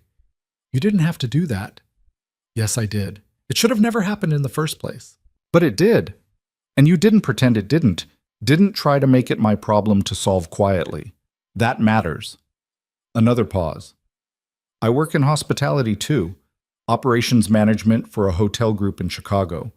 What I saw tonight, what you did in that lobby, that took guts. Most owners would have smoothed it over privately and hoped the video disappeared. Lucas leaned against the wet brick wall of a closed storefront. Did you post it? Not yet. I wanted to see if you meant what you said about following up tomorrow. I meant it. Then I'll wait. And if you actually follow through, I'll post that instead. Show people what accountability looks like. They talked for another 10 minutes, Vanessa sharing her own experiences with discrimination in luxury hotels, Lucas taking notes on ideas she had for structural changes. When they hung up, Lucas felt something he hadn't felt in days.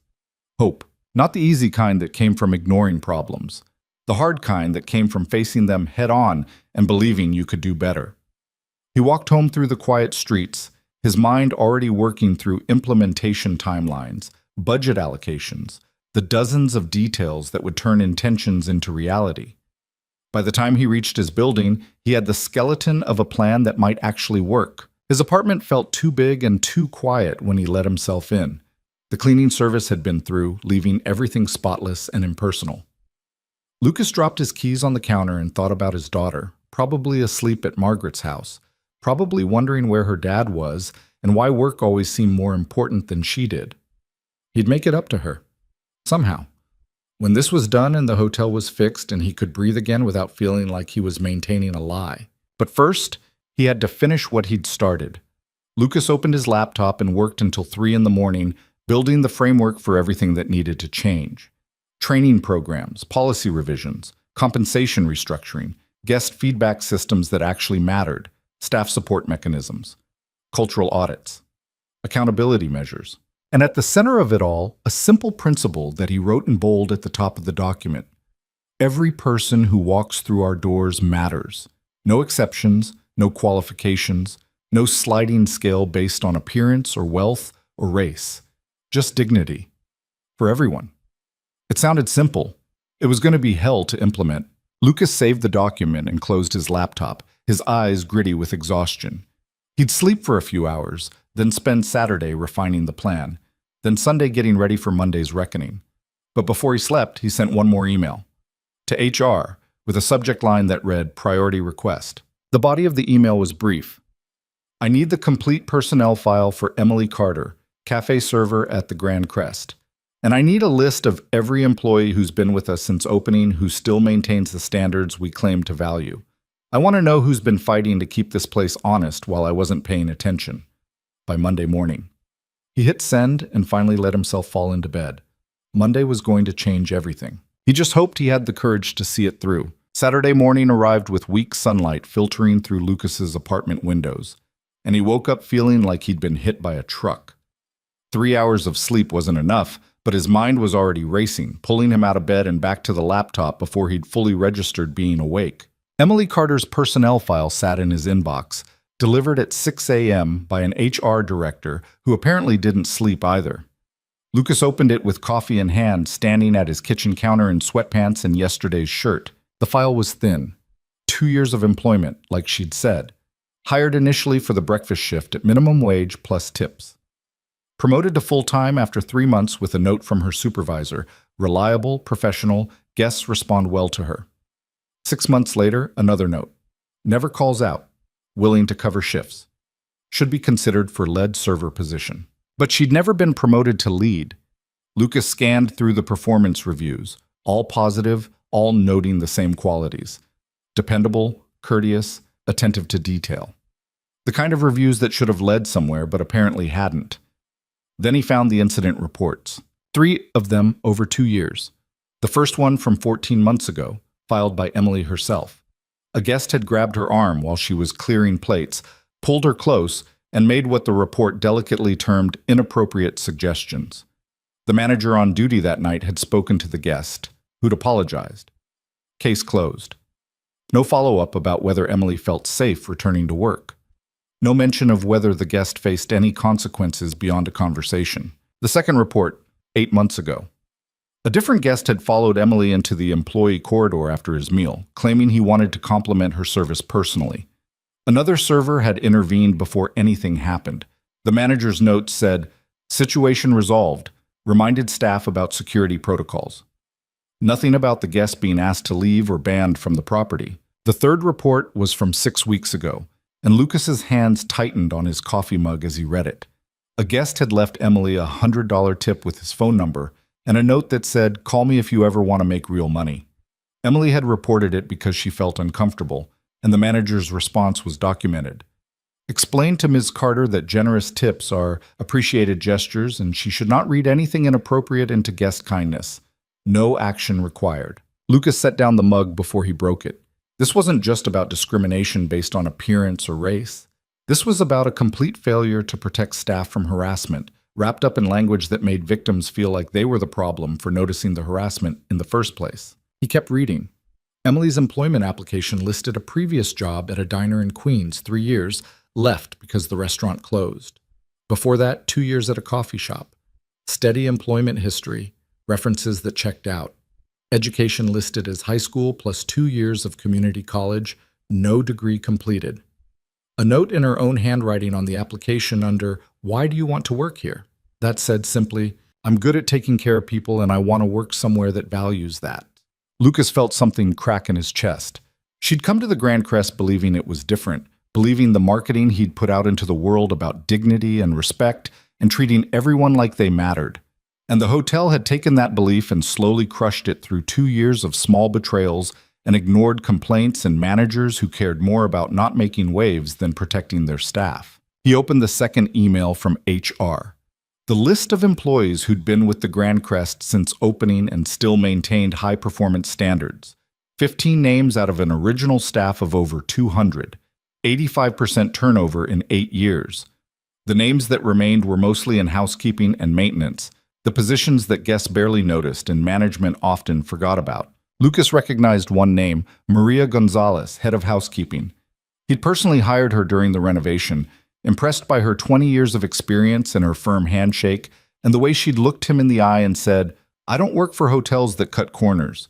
You cut corners. You disrespect the guests and the staff. You planning to cut corners?" He'd promised her then that the Grand Crest would be different, that they'd do it right. He needed to call Maria, needed to talk to all 15 of these people and find out what they'd witnessed while he was too busy looking at spreadsheets to notice his hotel eating itself from the inside. But first, he needed to finalize his plan for Monday. The confrontation with Paul and the executive team that would either transform the Grand Crest or blow up in his face spectacularly. Lucas spent Saturday building a presentation that felt more like a declaration of war. Every slide documented something broken. Photos he'd taken covertly of discriminatory treatment, transcripts of conversations he'd overheard, data showing the correlation between staff turnover and declining guest satisfaction. He included Vanessa Chen's video, which she'd sent him that morning with a note. "Still waiting to see what you do next." The final slide was simple, just text on a black background. "We are not in the business of selling rooms. We are in the business of treating people like they matter. If we can't do that, we shouldn't exist." He practiced the presentation twice, alone in his apartment, feeling ridiculous and necessary in equal measure. By Saturday evening, he was as ready as he'd ever be.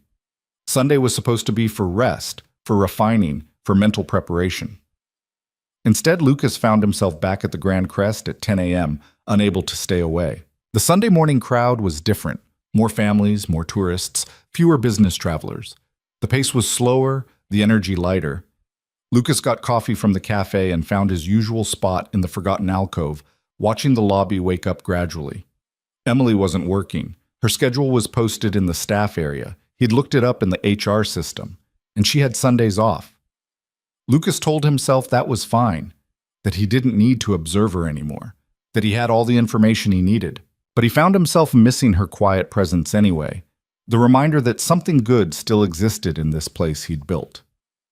Around 11, he saw Maria Gonzalez crossing the lobby with the purposeful stride of someone who had 100 things to do and not enough time to do them. She was in her early 60s, compact and strong, with silver hair pulled back severely and eyes that missed nothing.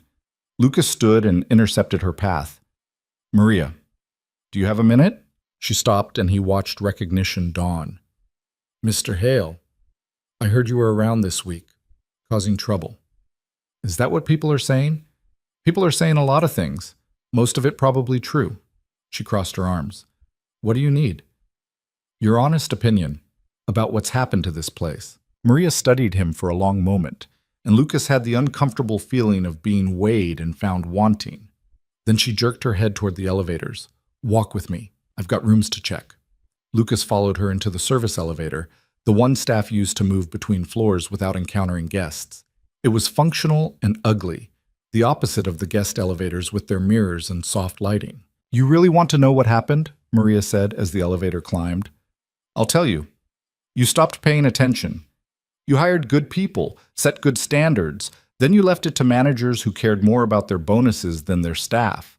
And bit by bit, the good people either left or learned to stop caring because caring got you nowhere. You stayed. I stayed because I'm stubborn and I need the health insurance. Don't mistake that for loyalty. The doors opened on the 15th floor, and Maria led him down a corridor where a housekeeping cart sat outside an open room. She grabbed a clipboard from the cart and scanned it while talking. You know how many people I've trained in 8 years? 47. You know how many still work here? 3.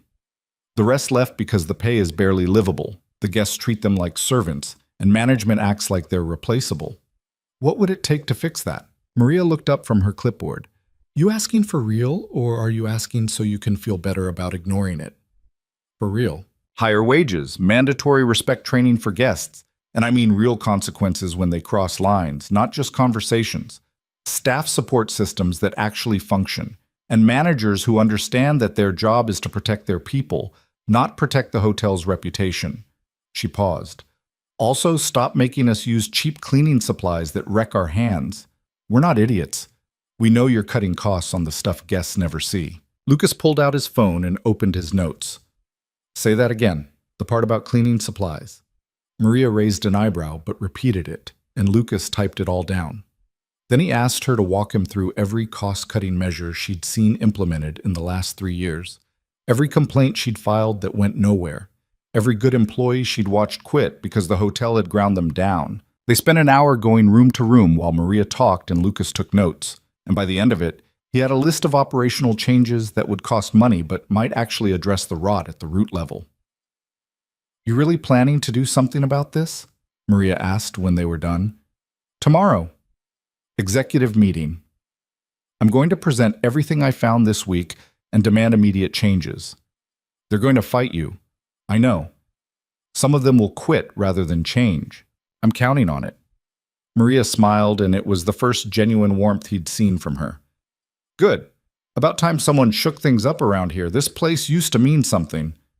It will again, Lucas said, hoping he sounded more confident than he felt. He left Maria to her work and spent the rest of Sunday walking the hotel, talking to staff members who were willing to talk to him.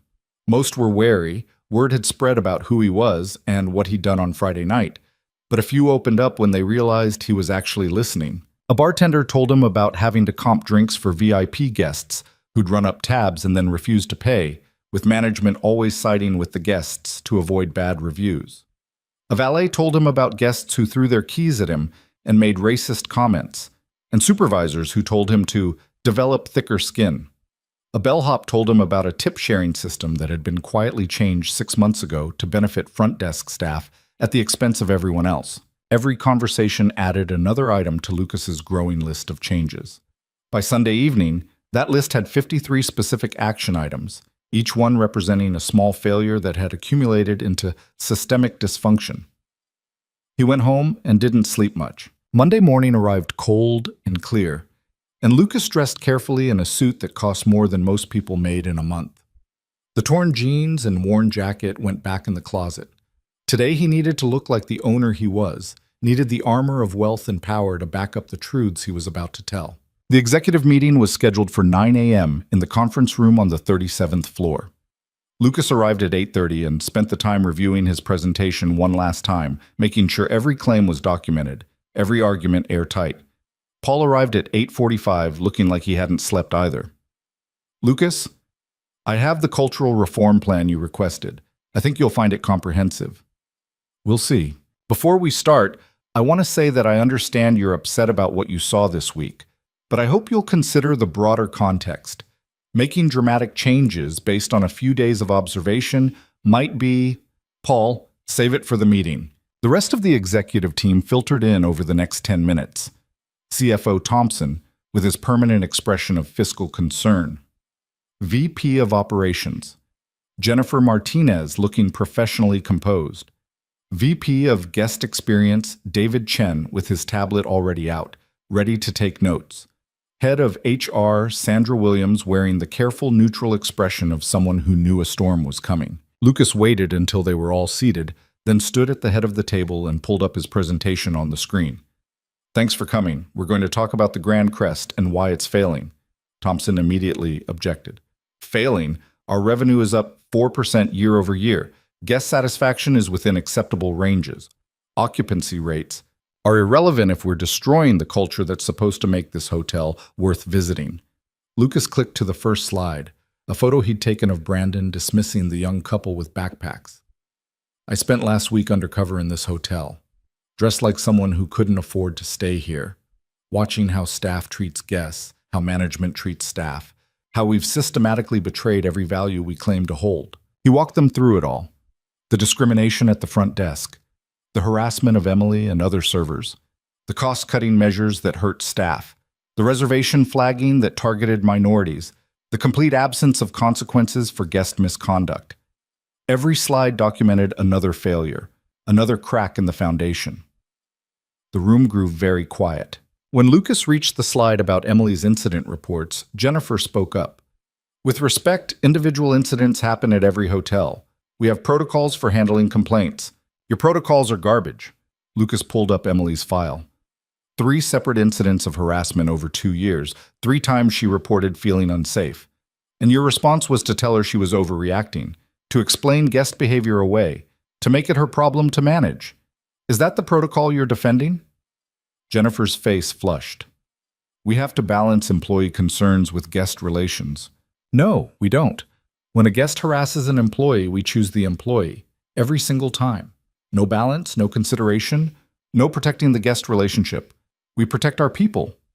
That's the balance. That's not realistic, Thompson interjected. If we banned every guest who made an employee uncomfortable, we'd have no guests left. Lucas felt his temper snap. Then maybe we deserve to have no guests. Maybe we don't deserve to exist as a business if we can't figure out how to operate without sacrificing our staff's safety and dignity. He clicked to the next slide. Vanessa Chen's video, frozen on her face as she filmed the front desk confrontation. This went live Saturday night, 400,000 views so far, growing by the hour. She posted a follow-up this morning saying she's waiting to see if we actually change or if Friday was just damage control. The entire hospitality industry is watching us right now. What do you think they're going to see? Paul cleared his throat. I have a comprehensive plan for cultural reform that addresses many of these concerns. Let's hear it. Paul pulled out a bound document and began reading. Additional training modules on inclusive service, revised complaint protocols with better documentation, a diversity task force to review policies quarterly, guest feedback surveys with specific questions about equitable treatment, mandatory workshops on unconscious bias. It was thorough, professional, completely insufficient. Lucas let him finish, then said, That's a good start. Now here's what we're actually doing. He pulled up his own plan. Not suggestions. Mandates. Immediate termination for any employee found discriminating against guests or staff. 0 tolerance for guest harassment. 1 incident, and you're permanently banned from all properties. Wage increases for all hourly staff funded by reducing executive bonuses. Revised tip sharing that actually benefited service workers. Required manager rotations through service positions so they remembered what the work actually felt like. Cultural audits every quarter with results tied to management compensation. Staff councils with real power to influence policy. And one more thing. Effective immediately, I'm creating a new position, Director of Cultural Integrity. Someone whose only job is to make sure we're living up to our values, with authority to override operational decisions that violate those values. They'll report directly to me, not through the normal management chain. Thompson looked like he might have a heart attack. Lucas, the cost of these changes would reduce our profit margins by at least 15%. The board will never approve. I don't need board approval. I own 60% of this company. This isn't a discussion. It's a notification. You're being emotional, Jennifer said. You spent a few days seeing the worst of our operations, and now you want to restructure everything based on anecdotal evidence. This isn't anecdotal. This is systemic. And yes, I'm emotional about it. I'm emotional that I built something I thought mattered and watched it turn into just another luxury hotel where money determines humanity. If that's emotional, then emotion is exactly what we need more of around here. Sandra from HR spoke for the first time. Who did you have in mind for Director of Cultural Integrity? Lucas clicked to his final slide, a photo of Emily he'd pulled from her employee file, her face serious and open and real. Emily Carter, current cafe server. 2 years of experience watching this place forget what it's supposed to be. She's the only person I met all week who still understands what hospitality actually means. The room erupted. Paul objected that Emily had no management experience. Jennifer said you couldn't promote someone multiple levels based on intangibles. Thompson insisted it would devastate morale to promote a server over people who'd worked their way up through proper channels. Lucas let them argue for 5 minutes, then held up his hand. I'm not asking for your approval. I'm telling you what's happening. If you can't work within this new structure, I'll accept your resignation effective immediately, and we'll find people who can. Silence fell like a weight. Anyone? Lucas looked around the table. Because I'm serious. If you don't believe people matter more than profits, if you think dignity should have a price tag, then you're part of the problem and I don't want you here. One by one, they shook their heads. Even Thompson, who looked like he was swallowing glass. Good. Then here's what happens next. Paul, you've got 72 hours to implement the immediate action items on my list. Jennifer, you're going to personally review every employee complaint from the last 3 years and prepare a report on which ones were mishandled.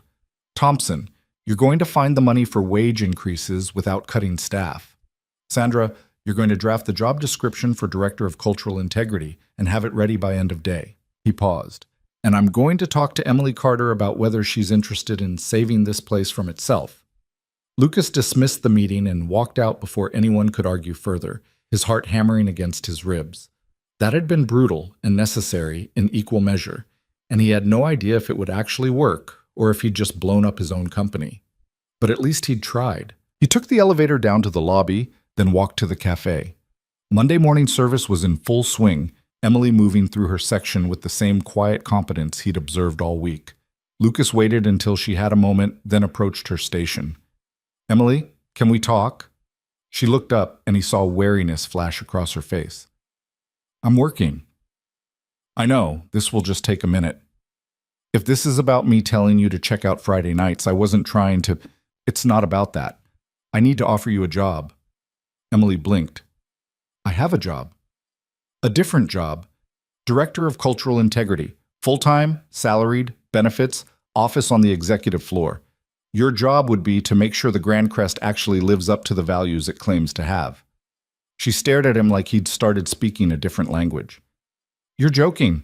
I'm not joking. I just came from an executive meeting where I told my entire management team that we're implementing major cultural reforms and you're going to lead them. I'm a waitress. You're a person who understands what hospitality means. That's more important than any management degree. Lucas pulled out a chair at the nearest empty table. Sit with me for a minute, please. Emily glanced at her section, saw that everyone was settled, then sat down carefully on the edge of the chair like she might need to bolt at any moment. Lucas sat across from her. I read your personnel file, the incident reports, the reviews, everything. You've been trying to do this job the right way for 2 years while management failed you over and over again. I want to give you the authority to make sure that stops happening, to everyone. I don't know anything about running a department. You know when something is wrong. You know when people are being mistreated. You know what dignity looks like in practice. Everything else we can teach you. Emily was quiet for a long moment, her hands folded on the table. When she spoke, her voice was soft but steady. Why me? Because you carry safety pins in your apron. Because you kneel down to help crying kids even when no one's watching. Because you've been harassed and dismissed and undervalued, and you still show up every day choosing to treat people with respect. That's not just good service, that's character. And character is what this place needs. I barely finished community college. I don't care about your credentials. I care about whether you can look at how this hotel operates and see what needs to change. Can you do that? She met his eyes, and Lucas saw something shift in her expression, calculation giving way to something that looked like careful hope. You're really serious about this. I've never been more serious about anything. What if I'm not good at it? What if I fail? Then you'll fail trying to make things better, which is more than most people can say. Lucas leaned forward. Look, I'm not going to lie to you. This job will be hard. You'll be fighting against systems that have been in place for years. People will resent you for being promoted over them. Some staff will think you've sold out. Some managers will think you don't belong. But you'll have my full support and the authority to make real changes. The question is whether you're willing to try. Emily looked down at her hands, and Lucas saw them trembling slightly. Can I think about it? Of course. Take until end of day. But Emily? He waited until she looked up. This isn't charity. This isn't me feeling sorry for you. This is me recognizing that you're exactly what the Grand Crest needs, what I need. Someone who still believes service means something. She nodded slowly, then stood. I should get back to my tables. Of course. Lucas watched her walk away, her posture straight despite the visible uncertainty in her movements. He had no idea if she'd accept, if she'd even believe the offer was real, but he'd meant every word. The Grand Crest needed someone who understood that hospitality wasn't about marble floors and crystal chandeliers. It was about seeing people and responding to who they were, not what they looked like or how much money they had. It was about safety pins and small kindnesses and the belief that everyone deserved dignity. Emily understood that in her bones. Now Lucas just had to convince her that understanding was worth building a career on. He left the cafe and spent the rest of Monday implementing the immediate changes he'd mandated. He personally delivered Brandon's termination papers, ignoring the man's protests about unfair treatment. He sat with Maria Gonzalez and approved her entire list of supply upgrades. He met with every department head and made it clear that the new policies weren't suggestions, they were requirements, and failure to implement them was a resignation. By 5 p.m., Lucas was exhausted and wired in equal measure. He was back in his office when his phone buzzed with a text from an unknown number. It's Emily. How did you get my number? Lucas smiled and typed back, HR file. Sorry if that's creepy. 3 dots appeared, disappeared, reappeared. Then, it's a little creepy. But I guess you're the boss. Another pause. Then, can we talk more about the job? Not in the cafe, somewhere private, Lucas replied. My office. 37th floor. Come up whenever you're ready. 20 minutes later, his assistant knocked and announced Emily Carter. Lucas stood as she entered, watching her take in the office with wide eyes. The floor-to-ceiling windows overlooking Central Park, the furniture that probably cost more than she made in a year, all the trappings of wealth and power that must seem impossible from where she stood. Nice view, she said quietly. It's better from down in the lobby. More honest. Lucas gestured to the chairs by the window. Please, sit. Emily sat, and Lucas took the chair across from her rather than retreating behind his desk. Equal footing, or as close as they could get given the circumstances. I'm scared, Emily said suddenly. Of this job, of failing, of becoming one of those people who forgets what it's like to actually serve tables and deal with difficult guests. That's good. Fear means you understand what you're taking on. Lucas leaned back. Can I tell you what I'm scared of? She nodded. I'm scared that I've broken something I can't fix, that the changes I'm trying to make are too little, too late, that even with new policies and new leadership, the damage to this place's culture is permanent. He paused. But I'm more scared of not trying, of letting the Grand Crest keep operating this way because changing it is hard. Emily was quiet, her hands folded in her lap, her expression thoughtful. Finally, she said, If I take this job, I want to do it right. I want authority to actually make changes, not just suggest them and watch them get ignored. You'll have it. Direct reporting line to me. Budget for training and programs. Power to override operational decisions that conflict with our values. And if I make mistakes, you'll make mistakes. We'll learn from them. Together. Lucas met her eyes. I'm not looking for perfection, Emily. I'm looking for someone who gives a damn. Do you? She smiled, small and uncertain but real. Yeah, I give a damn. Then is that a yes? Emily took a deep breath, held it, then let it out slowly. It's a yes, on one condition. Name it. You promise me that if I tell you something is wrong, even if it's expensive or inconvenient or makes the board angry, you'll listen, really listen. Not just patronize me and do what you were going to do anyway.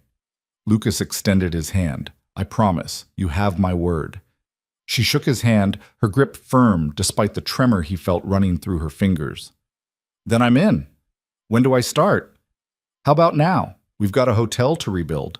3 months later, Lucas stood in the same forgotten alcove near the elevators where he'd first watched his hotel reveal its true nature and tried to figure out if anything had actually changed. The lobby looked the same. Marble floors still gleamed under crystal chandeliers. Guests still moved through the space with the particular purpose of people who had places to be. The cafe still served excellent coffee. On the surface, the Grand Crest appeared identical to the version that had existed before Lucas's week-long investigation. But surfaces lied. Lucas had learned that the hard way. The first month after Emily's promotion had been brutal. Half the management team had pushed back hard against the new cultural policies, treating them like temporary insanity that would pass once Lucas came to his senses.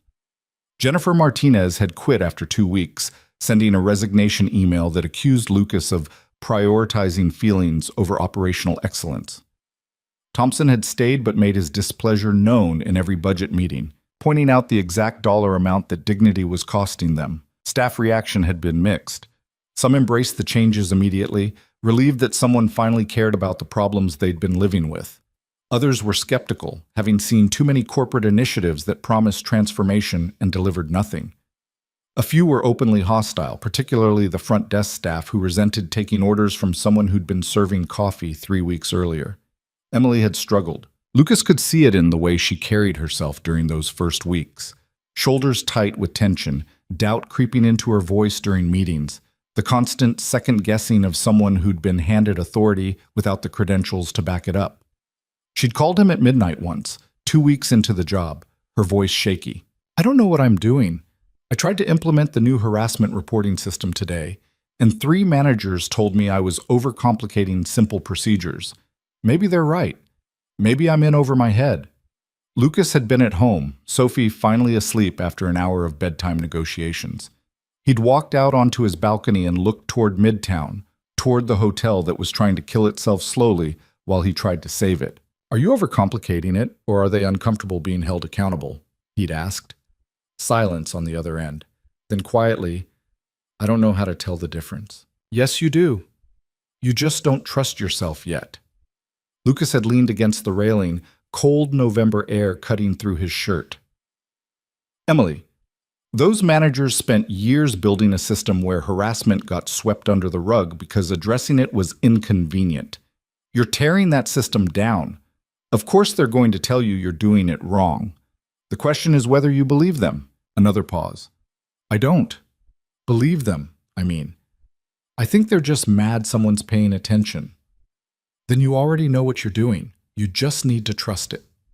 She'd hung up sounding steadier, and the next day she'd implemented the new system over 3 separate objections, documenting each one and sending Lucas a report that detailed exactly why the managers were wrong. She was learning, slowly, painfully, but learning. The second month brought different challenges. Word had spread through the hospitality industry about what Lucas was doing at the Grand Crest, and opinions were sharply divided. Some competitors called him naive, predicting the hotel would hemorrhage money and fail within a year. Others were quietly watching, curious whether you could actually run a luxury property on principles instead of profit margins. Vanessa Chen had posted her follow-up video. 600,000 views. She'd interviewed Lucas about the changes, and he'd been honest about the difficulty, about the resistance, about the fact that cultural transformation was messy and expensive and might not work. But it's worth trying, he'd said on camera, because what's the alternative? Keep running hotels where some people matter and others don't? That's not hospitality. That's just capitalism with expensive furniture. The video had generated death threats from people who thought Lucas was destroying American business values. It had also generated job applications from service workers across the country who wanted to work somewhere that might actually value them. Emily had been the one to sort through those applications, identifying candidates who understood service as calling rather than just employment. They'd hired 12 new people in 8 weeks, each one selected not for their resume, but for the way they talked about guests, about dignity, about what it meant to take care of strangers. Maria Gonzalez had helped with the hiring. She'd sat in on interviews and asked blunt questions that made candidates uncomfortable, then recommended the ones who answered honestly instead of with corporate platitudes. You can teach someone to clean a room, she'd told Lucas. You can't teach them to care whether the person staying in it feels welcome. Either they get it or they don't. By month 3, something started to shift. Lucas noticed it in small ways first. A front desk clerk named James, one of the new hires, stopped a well-dressed businessman from cutting in front of an elderly couple in line. "These folks were here first, sir. I'll be with you in just a moment." The businessman had started to argue, then seemed to register that the clerk actually meant it, and stepped back. Lucas noticed servers checking on guests based on need rather than appearance. Noticed the concierge spending equal time helping a family find free activities as he did booking helicopter tours for wealthy guests. Noticed security treating everyone with the same baseline respect. No more profiling, no more assumptions based on clothing or skin color. It wasn't perfect, not even close. Old habits died hard, and some staff members still operated on the old system when they thought no one was watching. But the direction had changed. The culture was bending, slowly, toward something that looked like the vision Lucas had started with 8 years ago. Emily had grown into the role in ways Lucas hadn't anticipated. She'd stopped apologizing for her decisions, started speaking up in executive meetings with a quiet authority that came from actually knowing what was happening on the ground floor. She'd implemented a staff council that gave hourly workers direct input on policy changes, and the first meeting had generated 17 pages of suggestions that management had never considered because they'd never asked. She'd also started dressing differently. Not in expensive suits, Emily would never be comfortable in that kind of armor, but in simple professional clothes that suggested she'd stop trying to be invisible. Lucas had noticed the change during a meeting 2 weeks ago. The way she sat differently in her chair, claimed space instead of shrinking into it. "What?" Emily had asked, catching him looking. "Nothing. You just seem more comfortable." "I'm not comfortable, but I'm tired of acting like I don't belong here."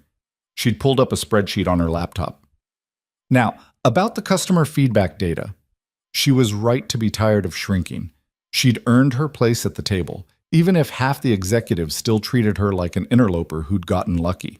Lucas pushed off from the wall of his alcove and walked toward the cafe.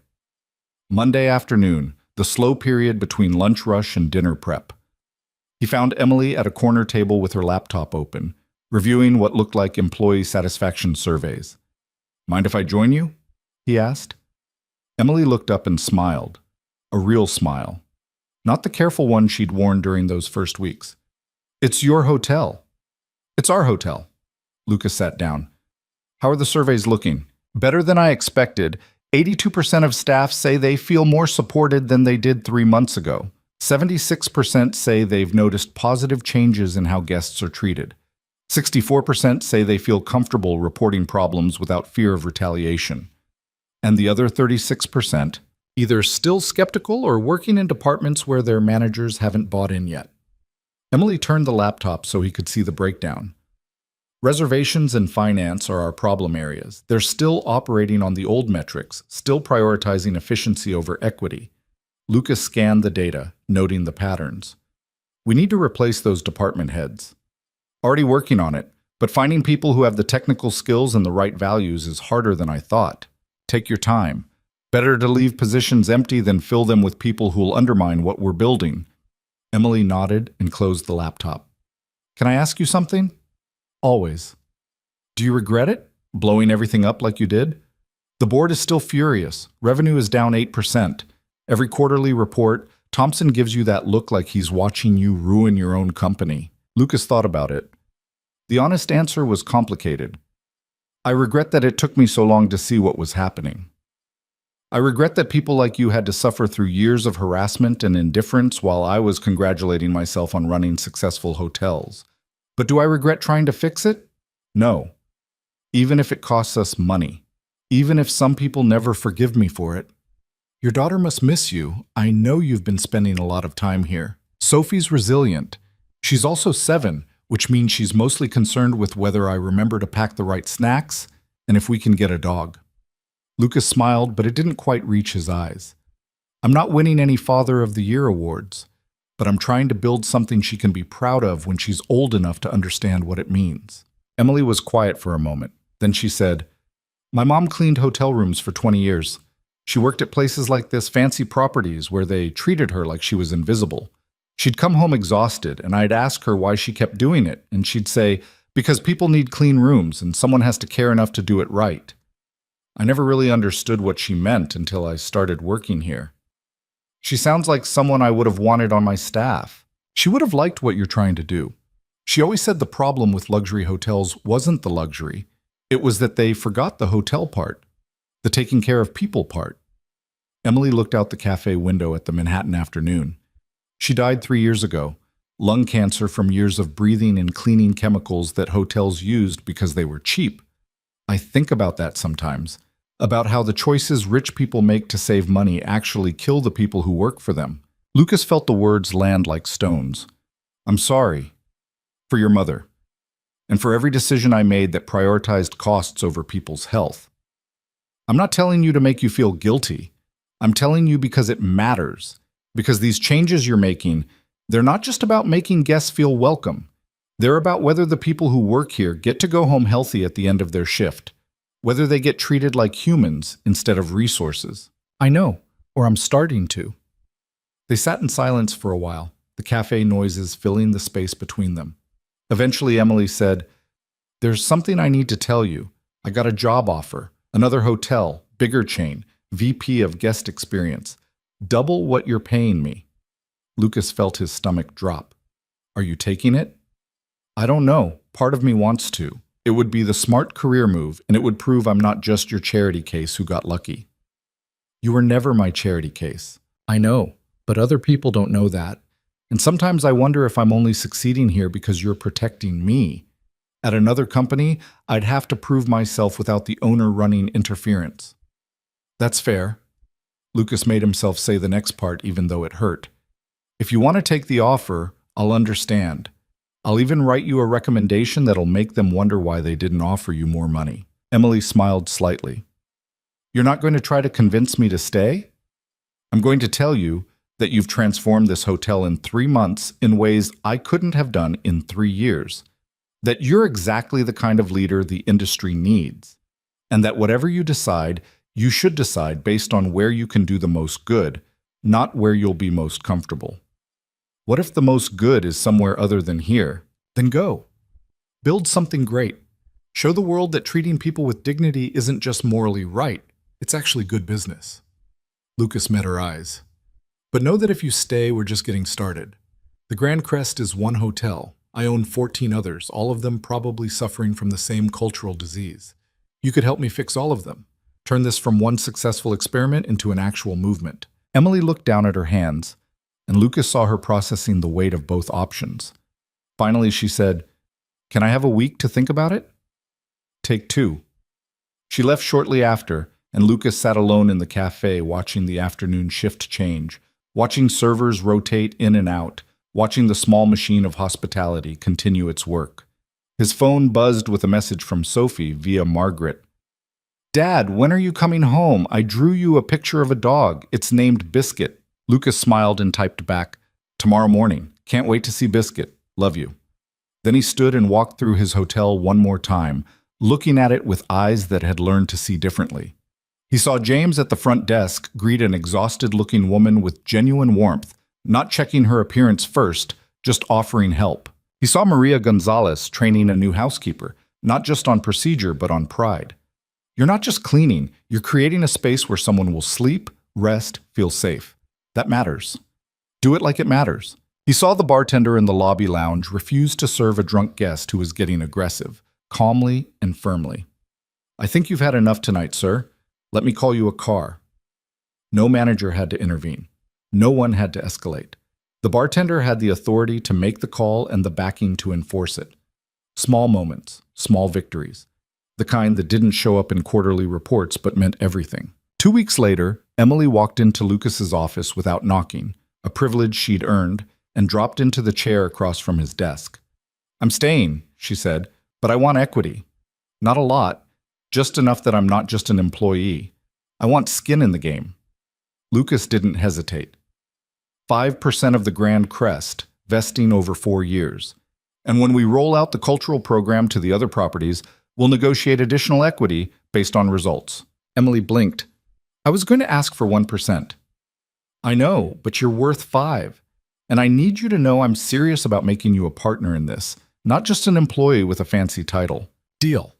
Emily extended her hand across the desk, and they shook on it. "Now, we have a problem. I got a call from a server yesterday. Night shift. She says one of the regular guests has been making her uncomfortable for weeks. Nothing she can prove, just a feeling that he's watching her too closely, finding excuses to talk to her, staying later than he needs to. She's scared to report it officially because last time something like this happened, management did nothing." Lucas felt the old anger rise. "What's the guest's name?" "Alexander Croft. Stays with us twice a month, always the same suite, spends a lot in the restaurant and bar. According to our records, he's a platinum member worth about $40,000 a year in revenue." "Not anymore, he's not. Ban him. Today, permanently." Emily pulled out her phone. "I already drafted the letter. I just wanted to make sure you'd back me up when he complains to the board. Send it, and if the board has a problem, they can bring it to me." She sent the email while Lucas watched. Then she looked up. "You know this is going to keep happening, right? We're going to keep losing revenue from guests who don't like being held accountable. Eventually, the board is going to push back hard enough that we'll have to choose between our values and our business model. Then we'll choose our values and find a different business model." Lucas leaned back in his chair. "I've been thinking about that, actually. What if we stopped trying to be a traditional luxury hotel? What if we built something different? A place where the luxury comes from how you're treated, not from how expensive the furniture is. Where we compete on dignity instead of amenities." "That's a nice idea. I don't know if it works in practice. Neither do I. But I'm tired of trying to succeed at someone else's game. Maybe it's time to build our own." Emily smiled. "You really are crazy, aren't you?" "Probably. You still in?" "Yeah, I'm still in." Over the next 2 months, Lucas and Emily worked on rebuilding the Grand Crest from the ground up. They redesigned the compensation system to reward cultural contributions, not just financial metrics. They created a guest code of conduct that made it clear harassment wouldn't be tolerated, even from high-paying customers. They implemented a system where staff could anonymously flag concerns and receive guaranteed responses within 24 hours. Some guests left. The ones who valued being able to treat staff badly more than they valued good service. Lucas watched the revenue numbers drop and refused to panic. Better to lose money than lose their humanity. But something unexpected happened. New guests started coming. People who'd heard about the Grand Crest transformation and wanted to support it. Families who were tired of staying at hotels where their kids watched adults be casually cruel to service workers. Business travelers who valued being treated with respect regardless of their position or appearance. The revenue didn't return to previous levels, but it stabilized at a place Lucas could live with. More importantly, staff turnover dropped to almost nothing. People stopped quitting, started telling their friends about job openings. The quality of applicants improved dramatically once word spread that the Grand Crest actually meant it about treating employees well. Productivity went up. Sick days went down. Guest satisfaction scores climbed steadily as service improved from people who actually wanted to be there. Thompson grudgingly admitted in a quarterly meeting that the financial picture was better than he'd predicted, though he still thought they were leaving money on the table by coddling staff and guests. "We're not coddling anyone," Emily had responded coolly. "We're treating them like human beings. If that feels like coddling to you, maybe examine why basic dignity seems excessive." Thompson had shut up after that. By the start of the new year, Lucas felt like they'd turned a corner. The Grand Crest wasn't perfect. Perfection was impossible with hundreds of people and thousands of daily interactions.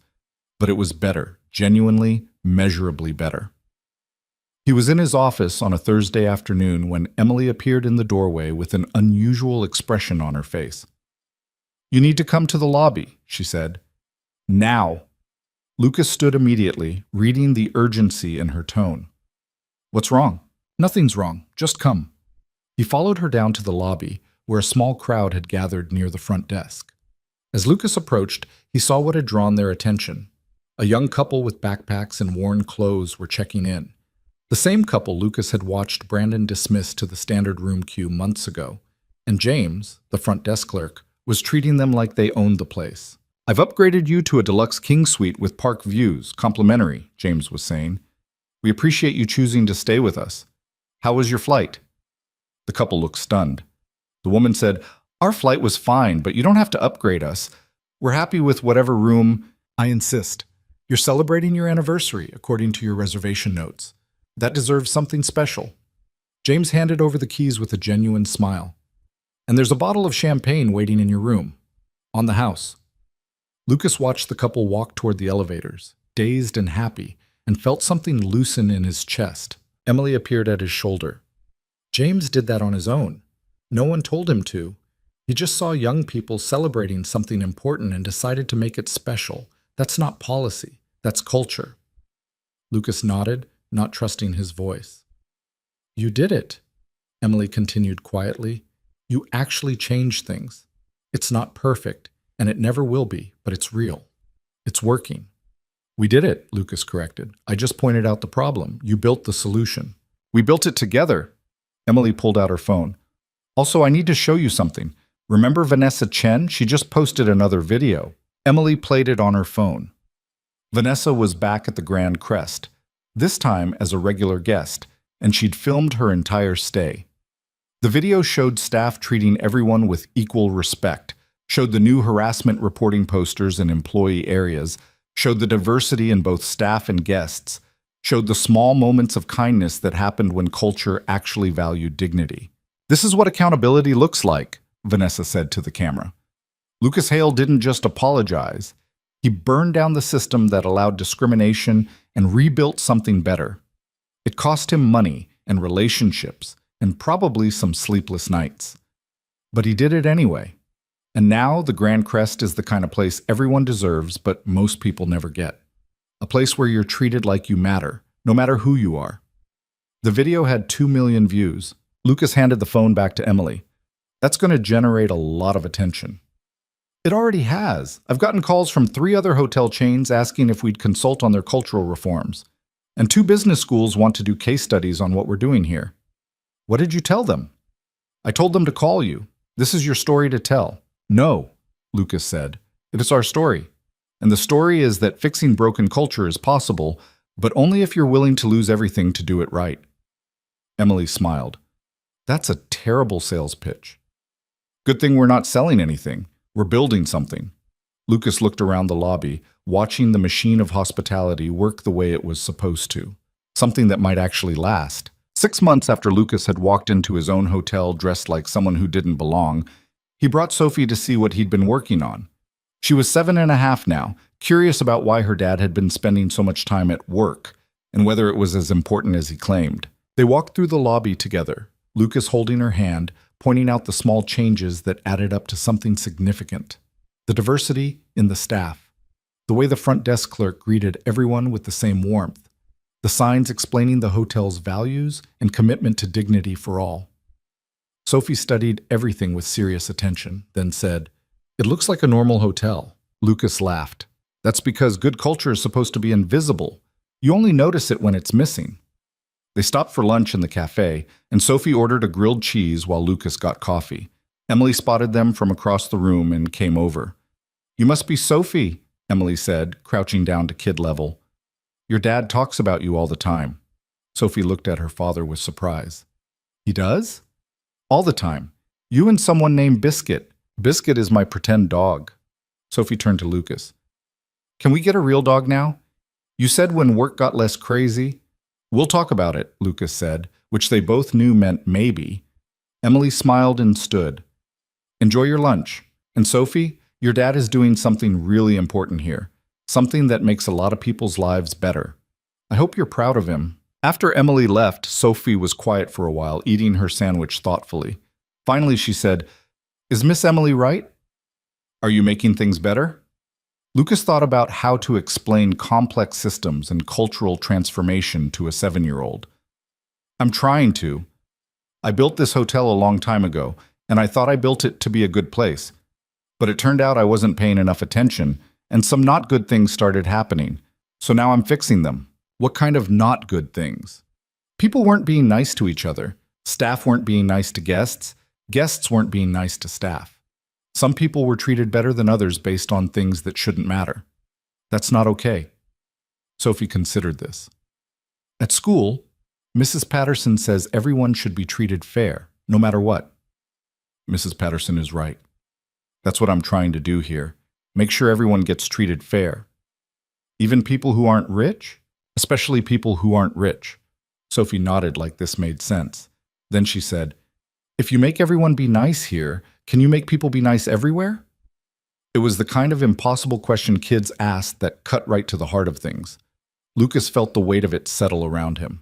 I can't make everyone be nice everywhere.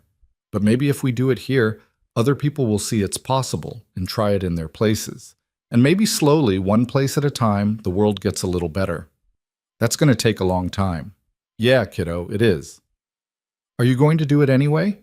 Lucas looked at his daughter, her serious eyes and grilled cheese fingers and the absolute certainty that her dad would do the right thing. Yeah, I'm going to do it anyway. She smiled, satisfied, and went back to her sandwich. That night, after dropping Sophie back at Margaret's and promising again to consider the dog situation, Lucas returned to the Grand Crest one more time. Not to work, just to see. He found his old spot in the alcove near the elevators and settled in to watch. The evening crowd was different now, more diverse, more relaxed, more like people who felt welcome instead of people who were checking whether they belonged. He watched a server help an elderly man with his coat, patient and kind.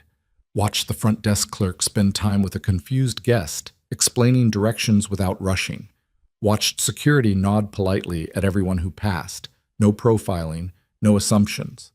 And he watched Emily cross the lobby with a stack of papers, stop to help a guest who dropped their phone, then continue on without needing recognition for the small kindness. This was what they'd built. Not perfection, not utopia, just a place where people tried to treat each other with dignity because the culture supported it instead of punishing it. It wasn't enough to change the world, but it was enough to change this corner of it. And maybe that was how change actually worked. One corner at a time, one small choice at a time, one person at a time deciding that kindness mattered more than convenience. Lucas stood and walked toward the exit, ready to go home and sleep and start again tomorrow. As he passed through the brass doors, he saw the doorman, a new hire named Marcus, hold the door for a young woman in worn clothes and a tired face. "Good evening, ma'am. Welcome to the Grand Crest." She smiled, surprised by the warmth, and walked inside. Lucas stood on the sidewalk and watched through the glass as she approached the front desk, as James greeted her with genuine welcome, as the machine of hospitality worked the way it was supposed to. He pulled out his phone and texted Emily, "Thank you for taking a chance on this, for believing it could work." Her response came quickly. "Thank you for caring enough to try. See you Monday." Lucas pocketed his phone and started walking home through Manhattan streets that were cold and crowded and beautiful in their chaos. He thought about his daughter and her questions about making the world better, thought about his mother and the safety pins she'd carried, thought about all the people who'd suffered through his hotel's failures while he'd been too busy counting money to notice. He couldn't fix the past, couldn't undo the harm caused by years of indifference and systemic discrimination. But he could build something different going forward, could prove that treating people with dignity wasn't just morally right, but actually possible, actually sustainable, actually worth fighting for. It would be expensive, difficult, opposed by people who thought profit mattered more than principles. Some people would call him naive. Others would call him a failure when the numbers didn't match traditional success metrics. Lucas didn't care, because at the end of the day, when Sophie asked him what he did for work, he wanted to tell her something that mattered. Something about building places where everyone was treated like they deserved to be there. Where kindness wasn't reserved for people who could afford it. Where a waitress with safety pins in her apron could become a director because character mattered more than credentials. He wanted to tell her that he'd tried to make things better, even when it was hard, even when it cost him, even when people said it couldn't be done. That was worth more than any quarterly report. Lucas reached his building and rode the elevator up to his empty apartment. He poured a glass of water and stood at the window looking out over the city, over the thousands of lit windows containing thousands of lives he'd never know. Somewhere out there, someone was working a service job and being treated badly. Somewhere, someone was being judged by their appearance instead of their humanity. Somewhere, The machine of capitalism was grinding people into profit margins and calling it success. But in one hotel in Manhattan, things were different. Not perfect, not complete, but different. And different was a start. Lucas finished his water, set down the glass, and finally let himself believe they'd actually done it. They'd taken something broken and made it better. They'd proven that culture could change if you were willing to burn down the parts that didn't work and rebuild on principles that did. It wasn't the end of the work. It was barely the beginning. The other 14 hotels still needed transformation. The industry still operated on models that valued profit over people. The world still tilted toward those who had power and away from those who didn't. But tonight, for the first time in months, Lucas let himself feel something other than fear or anger or desperate determination. He felt hope, the real kind, the hard kind, the kind that knew how much work remained but believed it was worth doing anyway. Tomorrow he'd start planning the rollout to the other properties. Tomorrow he'd fight with the board about budgets and values. Tomorrow he'd navigate all the impossible complexity of trying to run a business on principles instead of just profit. But tonight, he'd sleep knowing that when a man in worn clothes walked into the Grand Crest, someone would greet him with the same warmth they'd show anyone else. That when a little girl dropped her toy, someone would kneel down to help. That when staff reported harassment, someone would actually listen and act.